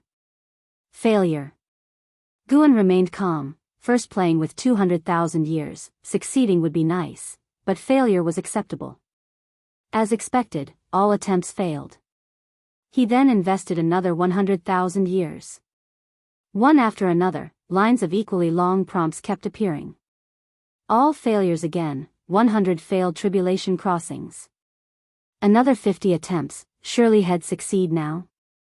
More practically identical prompts popped up, and now Guan could no longer keep a straight face. 3,000,000 years of lifespan and still no breakthrough. He couldn't help but look again at the words heaven and earth divine intent heavenly tribulation. He truly wanted to see what this heavenly tribulation looked like. He hoped someone could show him in reality how to overcome the heaven and earth divine intent heavenly tribulation someday. Guan took a deep breath and chose to invest 50,000 years of lifespan. Failure. Failure. Consecutive failures struck at Guan's Taoist heart. Until a prompt suddenly grew longer. You cultivated energy absorption for 38,000 years. Using the great accomplishment of the heaven and earth primordial skill, you forcibly attempted to break through to the heaven and earth flying immortal realm.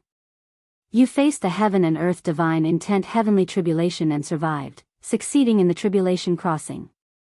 Your cultivation level has broken through to the first layer of the heaven and earth flying immortal realm.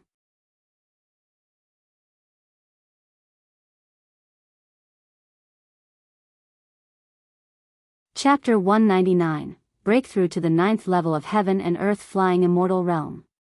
You cultivated an energy absorption for 390,000 years, and your cultivation level broke through to the second layer of the heavenly flying immortal realm. You cultivated an energy absorption for 400,000 years, and your cultivation level broke through to the third layer of the heavenly flying immortal realm. You cultivated an energy absorption for 420,000 years, and your cultivation level broke through to the fourth layer of the heavenly flying immortal realm. You cultivated an energy absorption for 500,000 years, and your cultivation level broke through to the eighth layer of the heavenly flying immortal realm. Seeing all the indications fall, Guan summarized the pattern and invested another 30,000 years of his lifespan, successfully reaching the 9th layer of the heavenly flying immortal realm.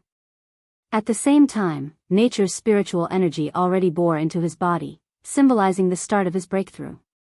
It felt so comfortable.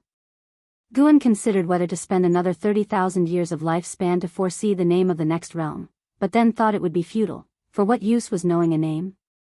The surrounding forest began to shake violently as the spiritual energy of heaven and earth descended. The ground beneath Guan showed signs of a chi si, and the speed at which spiritual energy entered his body became faster. He began to imagine the heavenly flying immortal realm. What is the difference between a wandering immortal and a heavenly flying immortal? Guan looked at the sky. In the depths of his mind, he felt it was related to the heavens. After reaching the wandering immortal realm, he could sense a certain power from the heavens suppressing all beings, making it impossible to leave. Wandering immortals could break free from the constraints of heaven and earth rules but could not escape the suppression from the heavenly power above. Boom! The speed at which spiritual energy entered his body reached an unprecedented level, even making Guan somewhat alarmed. How wide a range of spiritual energy was needed for this? It didn't take long for the entire continent's living creatures to be startled, with birds flying chaotically, beasts fleeing wildly, and the earth trembling. Guan did not bother to worry about the commotion, as a large amount of immortal insights poured into his body. Heavenly flying immortal. One can leap beyond heaven and earth, roam the universe. One can peep into yin and yang, and control the 5 elements.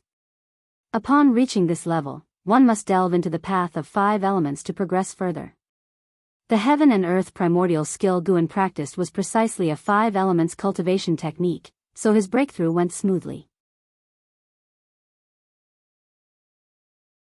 His primordial spirit underwent an unprecedented transformation, giving his soul a feeling of joy surpassing any form of pleasure. An hour later, Guan completely crossed into the heavenly flying immortal realm.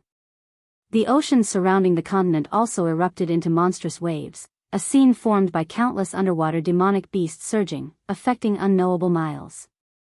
Guan opened his eyes, his primordial spirit leaping out of his body. He instinctively wanted to break free from the lifespan barrier, leap out of this heaven and earth, and peek into the higher world. However, he restrained himself. He gazed up at the night sky, his eyes penetrating millions of miles high, and he saw an invisible membrane enveloping the night sky, like a prison cage binding all beings of heaven and earth. He felt he could cross that invisible heavenly layer, but he didn't dare to at the moment. Having no understanding of the world beyond, he couldn't rush there. Suddenly, Guan spotted that invisible heavenly layer producing ripples. He looked towards the direction from which the ripples came and saw a figure descending from the sky, falling to the end of heaven and earth. Someone arriving from the outer heavens? He dared not look too closely, fearing to disturb the other. He suddenly realized that the world and the outer heavens weren't so isolated. Heavenly flying immortals of this heaven and earth would venture out but also return. He continued to enjoy the process of spiritual energy tempering his body. After the breakthrough, his primordial spirit had already transformed into a flying immortal primordial spirit, capable of slipping into yin and yang. By yin, it did not mean underground but another world contrary to this one. He could see the wandering souls in heaven and earth, and those souls about to enter reincarnation, flying into the sky, and disappearing less than 100,000 miles above, being pulled into the underworld by reincarnation. Guan could already sense the chilling aura of the underworld, so cold that he didn't wish to trespass. His cultivation level continued to rise. The speed of spiritual energy entering his body still increased, the chi sea on the ground resembling waves ready to engulf him at any moment. His primordial spirit continued to gaze at the sky. An hour later, he saw a heavenly flying immortal escaping into the outer heavens in the distance, confirming even more that this world had other heavenly flying immortals, and reaching the heavenly flying immortal realm did not mean one had to leave this realm. It suggested that the heavenly flying immortal realm might not be the highest realm in this world. No matter what, Guan's desire to explore the outer heavens was not that intense. Staying in the comfort zone was the safest. Being able to grow stronger, why leave the comfort zone? Time flowed quickly. A full 2 ancient hours passed before Guan's cultivation level stabilized at the 9th layer of the heavenly flying immortal realm. The lifespan barrier consumed nearly 700,000 years of lifespan, an exaggeration. The next breakthrough, to fully reinforce, would consume millions of years of lifespan just on the lifespan barrier. A heavy burden and a long path ahead. After the spiritual energy no longer entered his body, and the world returned to calm, Guan slowly stood up. He did not immediately remove the lifespan barrier but sensed his own strength. His mana and senses both underwent a transformation, the 9 heavens of the immortal path, and the gaps thereafter would only grow wider. Guan felt that a wandering immortal couldn't defeat a heavenly flying immortal across realms. Mastering any divine power would not suffice. Elsewhere. In the demon land, within a dark forest. A space rift suddenly appeared, and a severely injured Anhao was tossed out from it. He immediately got up and flew south, constantly calling for his master in his heart, but unfortunately, as before, his master did not appear. Damn it, it's all because I'm too weak, Anhao gritted his teeth, his pride shattered that night. The scenes of Xian Tianyi using a mysterious scroll to send him away kept flashing in his mind, and his ears echoed with Xian Tianyi's ambitious words. Go back, I won't die here, wait for me to return and find you. The more carefree Xian Tianyi appeared, the more worried Anhao became. As those 7 mysterious great cultivators were overwhelmingly powerful, Xian Tianyi was absolutely outmatched. Who exactly are they? What did Senior Xian leave on my back? Anhao thought anxiously and angrily, recalling how before parting, Xian Tianyi slapped him into the space rift. At the moment he was struck, he felt his back burn, and now it itched as though someone were using a small knife to carve words on his back. He felt Senior Xian detected something and left the information on his back, but now he could not use his divine sense to check. Whenever his divine sense approached his back, it was repelled by a mysterious power. He quickly took out a spirit energy elixir and forcefully poured it into his mouth. His gaze became determined. He would definitely return. If Xian Tianyi died, no matter who the murderer was, he would seek revenge for Xian Tianyi. The moon set, and the sun rose. Heaven and earth completely calmed down, and Guan then removed the lifespan barrier and headed towards the Supreme Sect. With just 3 steps, he returned to the Supreme Sect. He returned to the Mystic Valley, came down from the building, and rode the Blood Prison Great Saint towards Tianya Valley. The Blood Prison Great Saint could feel his good mood, humming an unfamiliar tune. He had to admit, it sounded quite nice. Guan spread his divine sense, taking in the entire continent, even encompassing the surrounding seas. He began to inspect old friends one by one. Jiang Qiong's Juhua sect seemed very harmonious, and she was practicing in the sect master's mansion. Yilan was handling affairs of the law enforcement hall, appearing very different from how she faced Guan, exuding an ice queen temperament. Liya and Zhang Buku were being chased by a great demon, appearing dangerous but likely to survive. Guan also saw Anhao, who was escaping. With no pursuers behind, he couldn't be bothered to intervene. His divine sense swept over friends and disciples, and then glanced at the demonic energy-filled land still teeming with many 7-star spirit realm cultivators. Guan felt he could easily break the seal and spy on the evil demon but refrained. The 7-star spirit realm's growth speed couldn't keep up with his own. Unless the 7-star spirit realm actively provoked him, he intended to lay low. Anyway, the 3 Dynasties land was far from the demonic energy land, and unless it was a catastrophic disaster, he preferred not to intervene. After leaving the Mystic Valley's range, the Blood Prison Great Saint suddenly felt his body enveloped by a terrifying power, causing his steps to falter as the surrounding environment changed drastically. They immediately found themselves less than 200 miles away from Tianya Valley. What kind of divine skill was this? The Blood Prison Great Saint marveled internally. It wasn't his first time experiencing this divine skill, but he had no idea how far they had traveled due to being sealed by the path of returning primordial spirit. As the strongest being in the spirit realm, he was trying to sense Guan's divine skills to learn, but had yet to figure out the trick. Half a day later, Guan again rode the Blood Prison Great Saint to arrive at the 3rd Medicine Valley. The disciples had grown accustomed to seeing him always riding a bull, and some even went to buy first-order mounts in the outer gate city to imitate him, though first-order demon beasts rarely had the presence of the bull demon king. He sensed Shinjin's presence, waiting for him in a pavilion. This guy isn't releasing another book so soon, right? Guan urged the Blood Prison Great Saint to quicken his pace, reaching the pavilion and dismounting.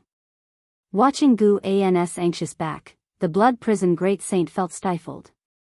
In such a hurry, couldn't he just walk himself? It was just a few steps.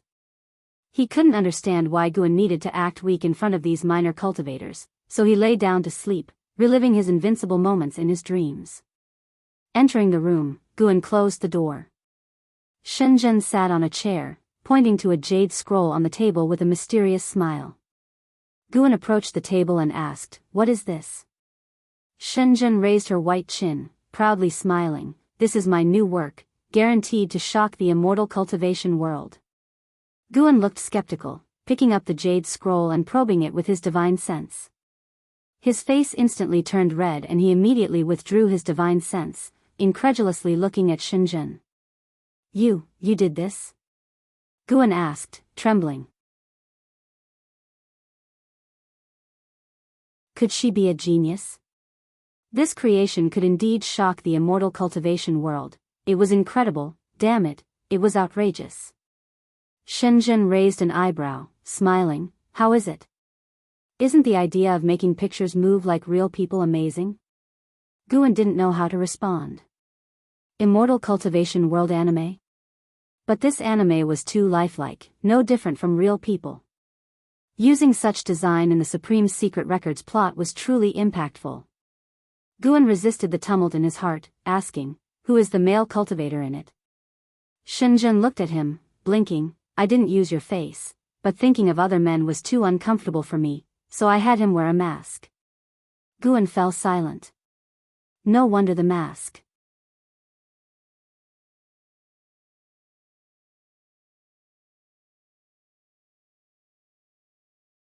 Chapter 200, Do you know my cultivation level? Guan, suppressing his complicated emotions, asked, "This thing is too groundbreaking, are you really going to do it?" The commotion might be bigger than writing a book. In fact, the Supreme Secret Records written by Shinjin had always been forbidden by the Supreme Sect. If she were not the holy daughter of the Dao Tian sect, Guan suspected she would have long been captured. Shinjin retorted, "I haven't killed or set fires. What's the Supreme Sect going to do, throw me in jail? But you are, after all, a woman. If this gets exposed, how will people see you? How will they view your father, or the Dao Tian sect?" Guan spoke earnestly. Shinjin's nature wasn't bad, nor did she have any emotional entanglements. Whenever he used his divine sense to survey the world, he would also glance at her. When she wasn't seeking him, she was mostly in her cave cultivating or delving into music, chess, calligraphy, and painting. Shinjin fixed her gaze on him and asked, "You don't like what I'm doing?" Guan responded, "I'm just worried about you." Shinjin couldn't help but smile, and she took out a new jade scroll, handing it to Guan. Guan hesitated for a moment but still used his divine sense to inspect the jade scroll. Immediately, his eyebrows raised. It wasn't just an action illusion, but the process of cultivating divine skills.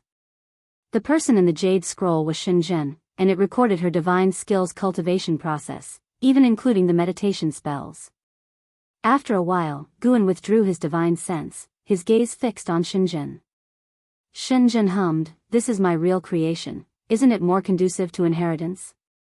Guan nodded, saying, "Very good, it gives people more direction during cultivation." With that, he placed the 2 jade scrolls on the table. Shenzhen began to recount the experience of her and Lu Lingzhen's training. They had ventured into the grotto heaven of an ancient great cultivator, filled with dangers, and only after great effort did they obtain the inheritance and treasures. Guan listened avidly, occasionally exclaiming in amazement, gratifying Shenzhen's desire to talk. She loved discussing these things with Guan, while talking to others might attract unwanted attention. With Guan, she enjoyed his praise without that risk.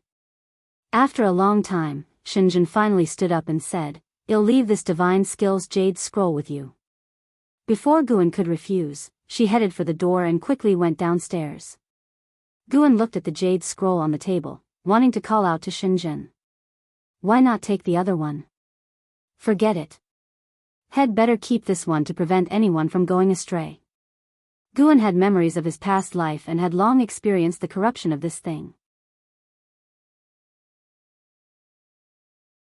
His willpower in this aspect was far beyond that of the people in the immortal cultivation world. He felt it was his duty to bear this mental burden for the cultivators. Elsewhere, Shenzhen, upon going downstairs, couldn't resist teasing the blood prison great saint, annoying him greatly. Until nightfall, Guan finally took the blood prison great saint back to Mystic Valley. Late at night, Guan quietly arrived at Ninshu Cave of Heavenly Phoenix Mountain. Tian Yaoer was cultivating, while 2 cat demons were playing. Seeing Guan appear, they quickly stopped and lay on the ground. Although they hadn't shape-shifted yet, they were highly intelligent and, under Tian Yaoer's guidance, they were very respectful towards Guan. Guan nodded at them, then sat at the stone table and began contemplating the matters of a grotto heaven. With his current cultivation level, opening up an independent minor heaven and earth wasn't difficult, but the challenge was in raising the spiritual energy. He couldn't instantly create a minor heaven and earth filled with spiritual energy. Next, he planned to collect high-grade celestial treasures to prepare for his grotto heaven. He was now thinking about where to hide the grotto heaven. Although the minor heaven and earth within the grotto heaven was hidden in another space, the entrance to the real world was fixed and couldn't move. After much thought, Guan decided to open the grotto heaven on the mainland. This mainland was vast and had fewer immortal realms, making it suitable for him to develop slowly. At this time, Tian Yaoer approached and asked what he was thinking. Guan didn't hide anything, as the grotto heaven would eventually need to be managed by her. To seize lifespan, he needed to personally harvest it with his mana, as puppets or clones weren't reliable. The clones of his 9 extremes yin-yang body, though called clones, were actually formed by his mana and lacked independent thought. Guan had no interest in clones. He preferred to directly experience life and growth. Tian Yaoer, upon hearing this, was secretly shocked. The master had already opened a minor heaven and earth? She wondered if Heaven Phoenix Demon Mother could do the same. Having cultivated for so long, she wasn't naive. She was increasingly certain that the master was stronger than the Demon Mother. It was just that he claimed he couldn't defeat the Demon Mother to encourage her to cultivate. She felt no resentment towards this. Her enemies needed to be dealt with by her own hands. Just said it here at Heavenly Phoenix Mountain. It said that Heavenly Phoenix Mountain was once a habitat for phoenixes.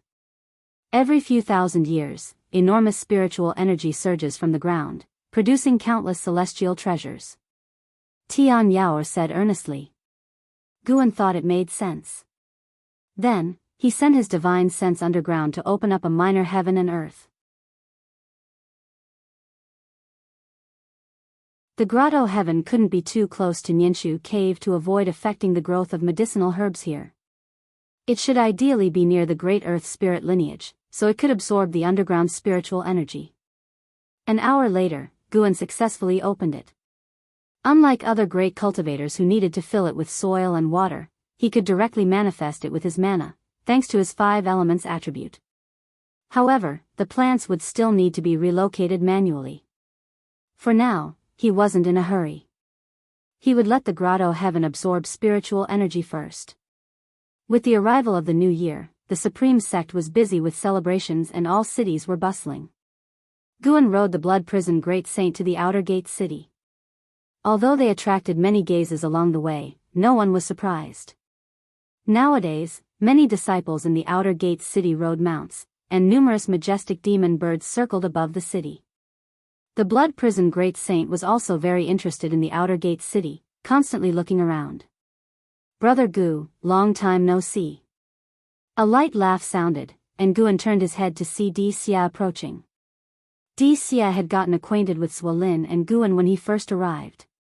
He had always hidden his true identity, and now only the high levels of the Supreme Sect knew that he was the son of the Demon Emperor.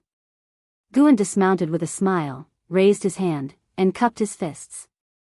Di Xia looked at the blood prison Great Saint, examining it, and said, "Brother Gu, this mount of yours seems to have a unique bloodline?" Although the blood prison Great Saint's cultivation level was low, Di Xia could still sense some unusual traits, but nothing more. Guan laughed, "He's quite good. I like him a lot, so I take him everywhere with me, but his speed is a bit slow." Di Xia smiled and nodded, then invited Guan for a drink, which Guan didn't refuse. He led the blood prison Great Saint and followed Di Xia. They chatted and laughed along the way, their relationship harmonious. After experiencing the demon catastrophe, Di Xia cherished his friendship with Suolin and Guan even more. The human and demon races shouldn't be forever locked in conflict, they could coexist peacefully, just like him and Guan. The two found an inn. Guan left the blood prison Great Saint by the inn's door and asked the innkeeper to keep an eye on him. The two went to the second floor by the window. The first sword competition in the world is about to start. I'm planning to participate. You must come to watch then. Di Xia said with a smile. Upon hearing this, Guan immediately agreed and wished him success in advance. "I've heard they're preparing to recruit some demon clan disciples. Brother Gu, what do you think about this?" Di Xia asked curiously. He was pleased but also worried when he heard this. He knew well the nature of some demons. If they harmed someone in the Supreme Sect, would that not worsen the conflict? After all, the demon catastrophe had only ended recently, and there was still significant resentment towards demons among the human cultivators. It's a good thing. Didn't some demons help us fight off the evil demons during the catastrophe? Now that the demon ancestor has fallen, but evil demons remain, which are a greater calamity. The human and demon races should unite to overcome the tribulation. Guan said casually. Di Xia observed his expression, trying to figure out his true thoughts, but his words made Di Xia happy. They started drinking, passing cups back and forth, and soon, 2 jars were emptied. An hour later, sounds of a cow and the innkeeper's voice interrupted Guan and Di Xia's conversation. "I need to go down and check," Guan said, standing up. Di Xia nodded and followed him downstairs. In front of the inn's door, more and more disciples gathered. The innkeeper stood in front of the blood prison Great Saint, wearing a forced smile as he looked at the luxurious robed man in front of him, saying, "Sir, I really can't sell this cow. If you want to buy it, you should find the owner upstairs." The man in luxurious robes was arrogant, with 4 attendants behind him, all looking formidable. He looked down at the innkeeper and said, "Go call him down." Before the innkeeper could respond, Gu An's voice came from behind, "Brother, sorry, but this cow is not for sale." Guan approached the blood prison Great Saint, patting its head, and gave the luxurious robed man a lifespan detection. This was his habitual action to see the other person's maximum lifespan. Zhou Yi, Divinity Transformation Stage 5th Level 402/880/1200, surname Zhou? Guan thought to himself. After the Ji family left the Supreme Sect, the Zhou family also started leaving, reportedly to support the Zhangtian sect. Zhou Yi looked at Guan and said, 2 top-grade spirit stones, I'll take it." As soon as he said this, the surrounding disciples were in an uproar. A first-order demon beast worth that much? Listening to the discussions around, the Blood Prison Great Saint was infuriated, his eyes flaring up with rage. He accepted being Gu-An's steed, but who did this kid think he was? The Blood Prison Great Saint judged from the other's aura that he was just a low-level divinity transformation cultivator. Guan frowned, shaking his head in difficulty. DCS suddenly stepped in front of him and said, "My brother said it's not for sale, stop pestering." Zhou Yi looked him up and down and sneered, "Do you know what my cultivation level is?" "What, being in the divinity transformation stage 5th level makes you arrogant?" DCS retorted coldly. The crowd was in an uproar again, and the innkeeper stepped back in fear, with Guan also pretending to be shocked. Zhou Yi asked, frowning, "Who are you?" DCS said calmly, "I am DCS, Mystic Heart Realm 3rd Layer." Bang! The whole street exploded into chaos.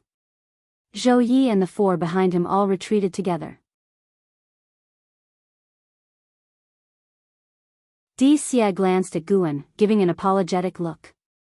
The Blood Prison Great Saint, at the Mahayana Realm 8th Layer, felt humiliated. Was the Mystic Heart Realm that prestigious? After he ascended, he shouldn't have been so arrogant. Guan, at the Heaven and Earth Flying Immortal Realm 9th level, feigned tension, continuously stroking the cow's head.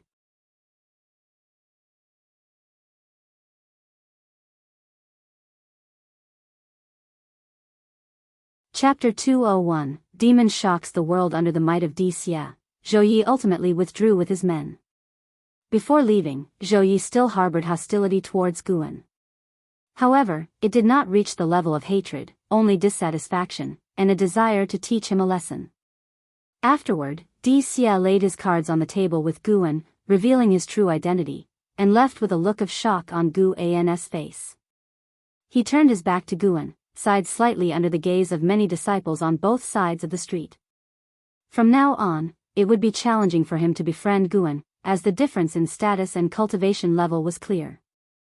Even if he had the inclination to form a bond, Brother Gu would probably feel pressured, wouldn't he?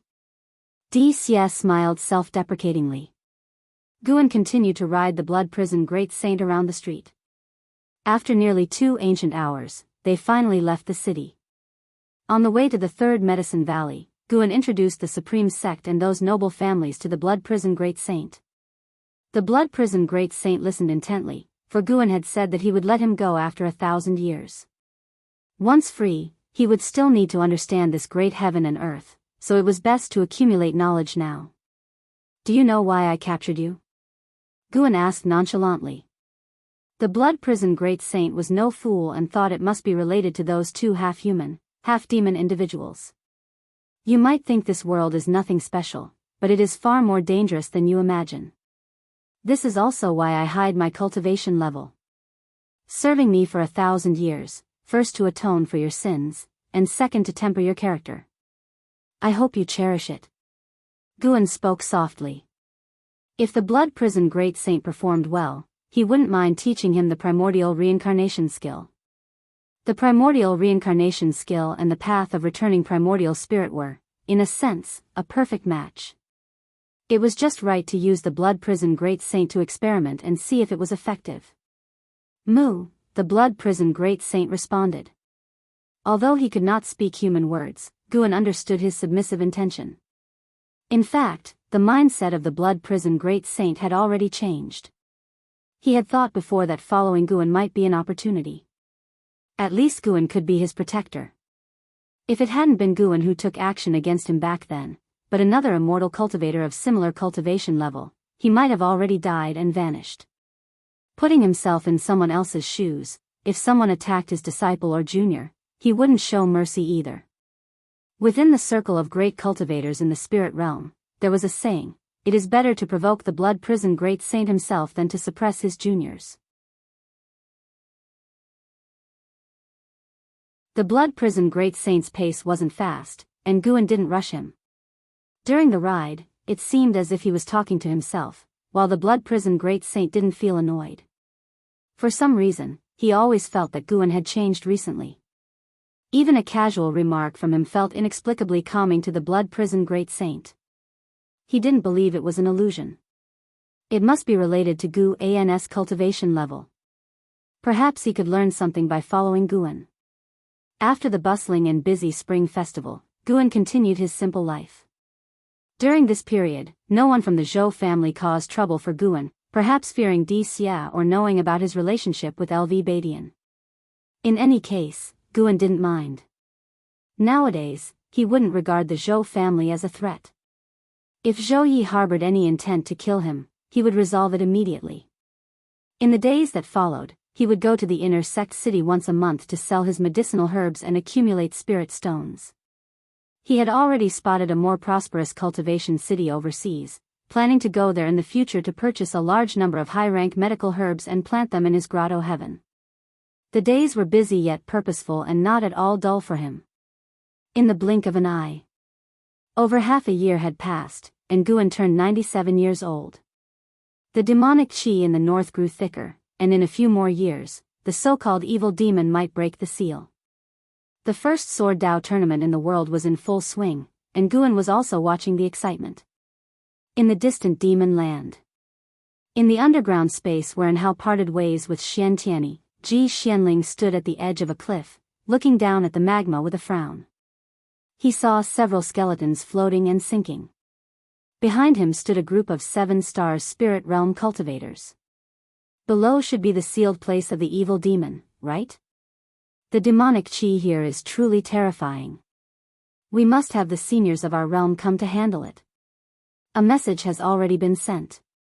We shall hold our ground here first to prevent other cultivators from entering and ruining the plan. You never know when the evil demon will break the seal. If it suddenly happens, we won't be able to hold out.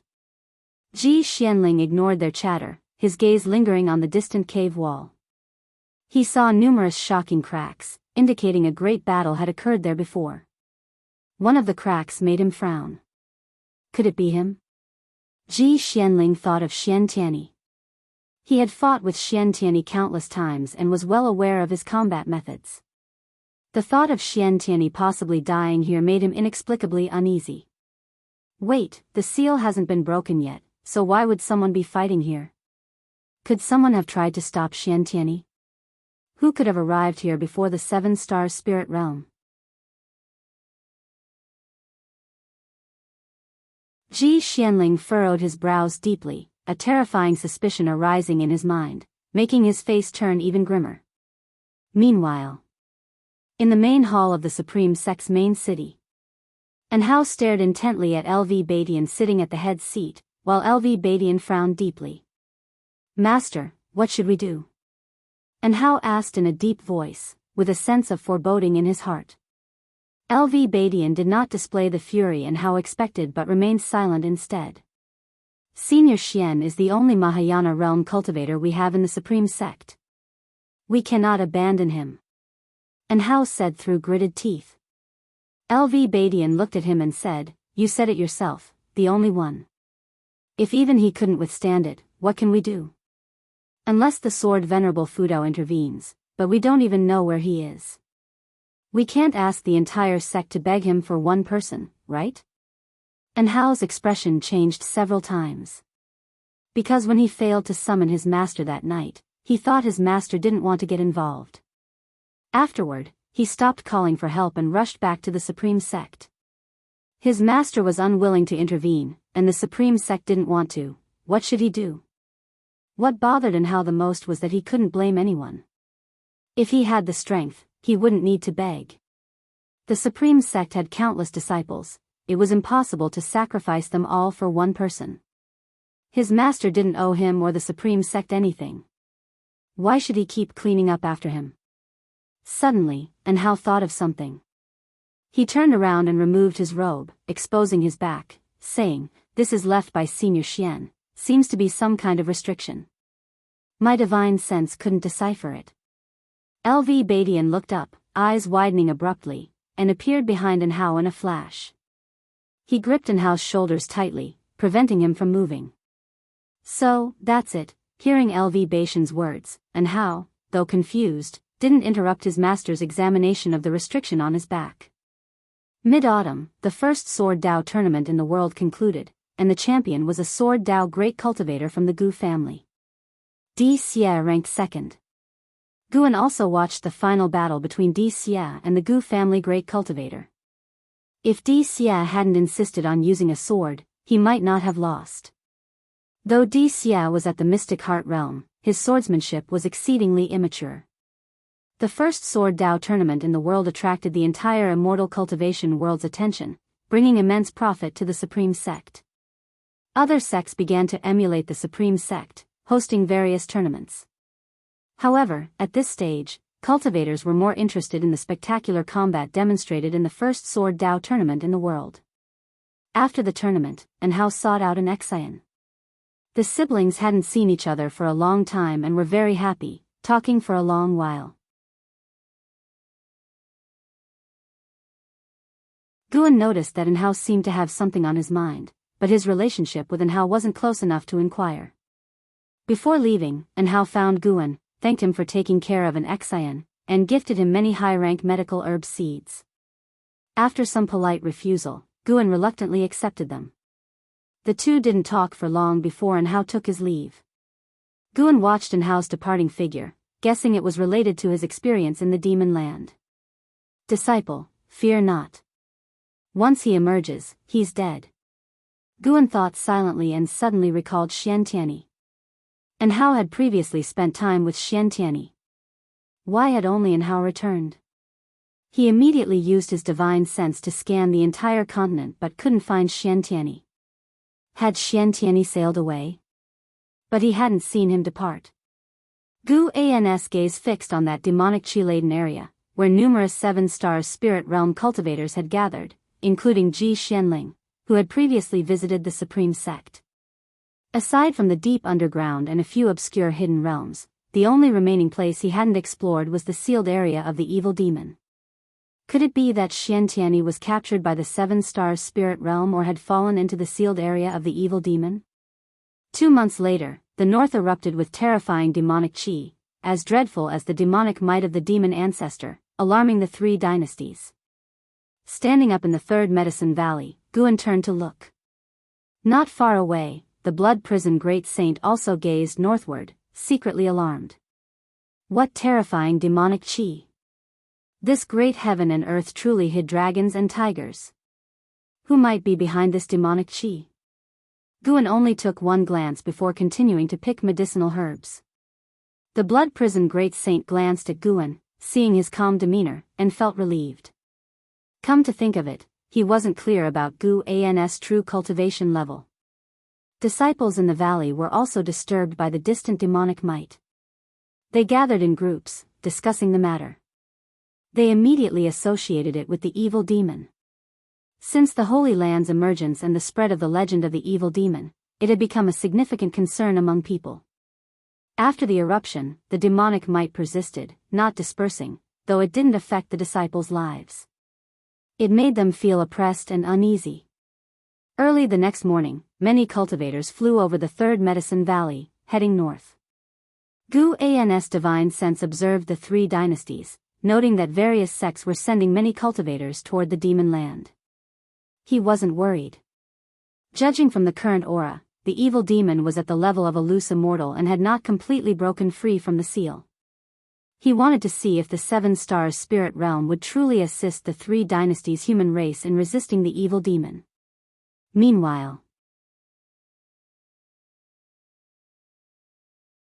in a forest, Zhang Buku followed Liya, unable to restrain himself from asking, "Brotherly, with such demonic chi, it must be the legendary evil demon. We should stay away and let the great cultivators handle it." You're tuning in to the Dreamy Love Stories YouTube channel. Don't forget to subscribe and join us on this journey to catch the most captivating stories.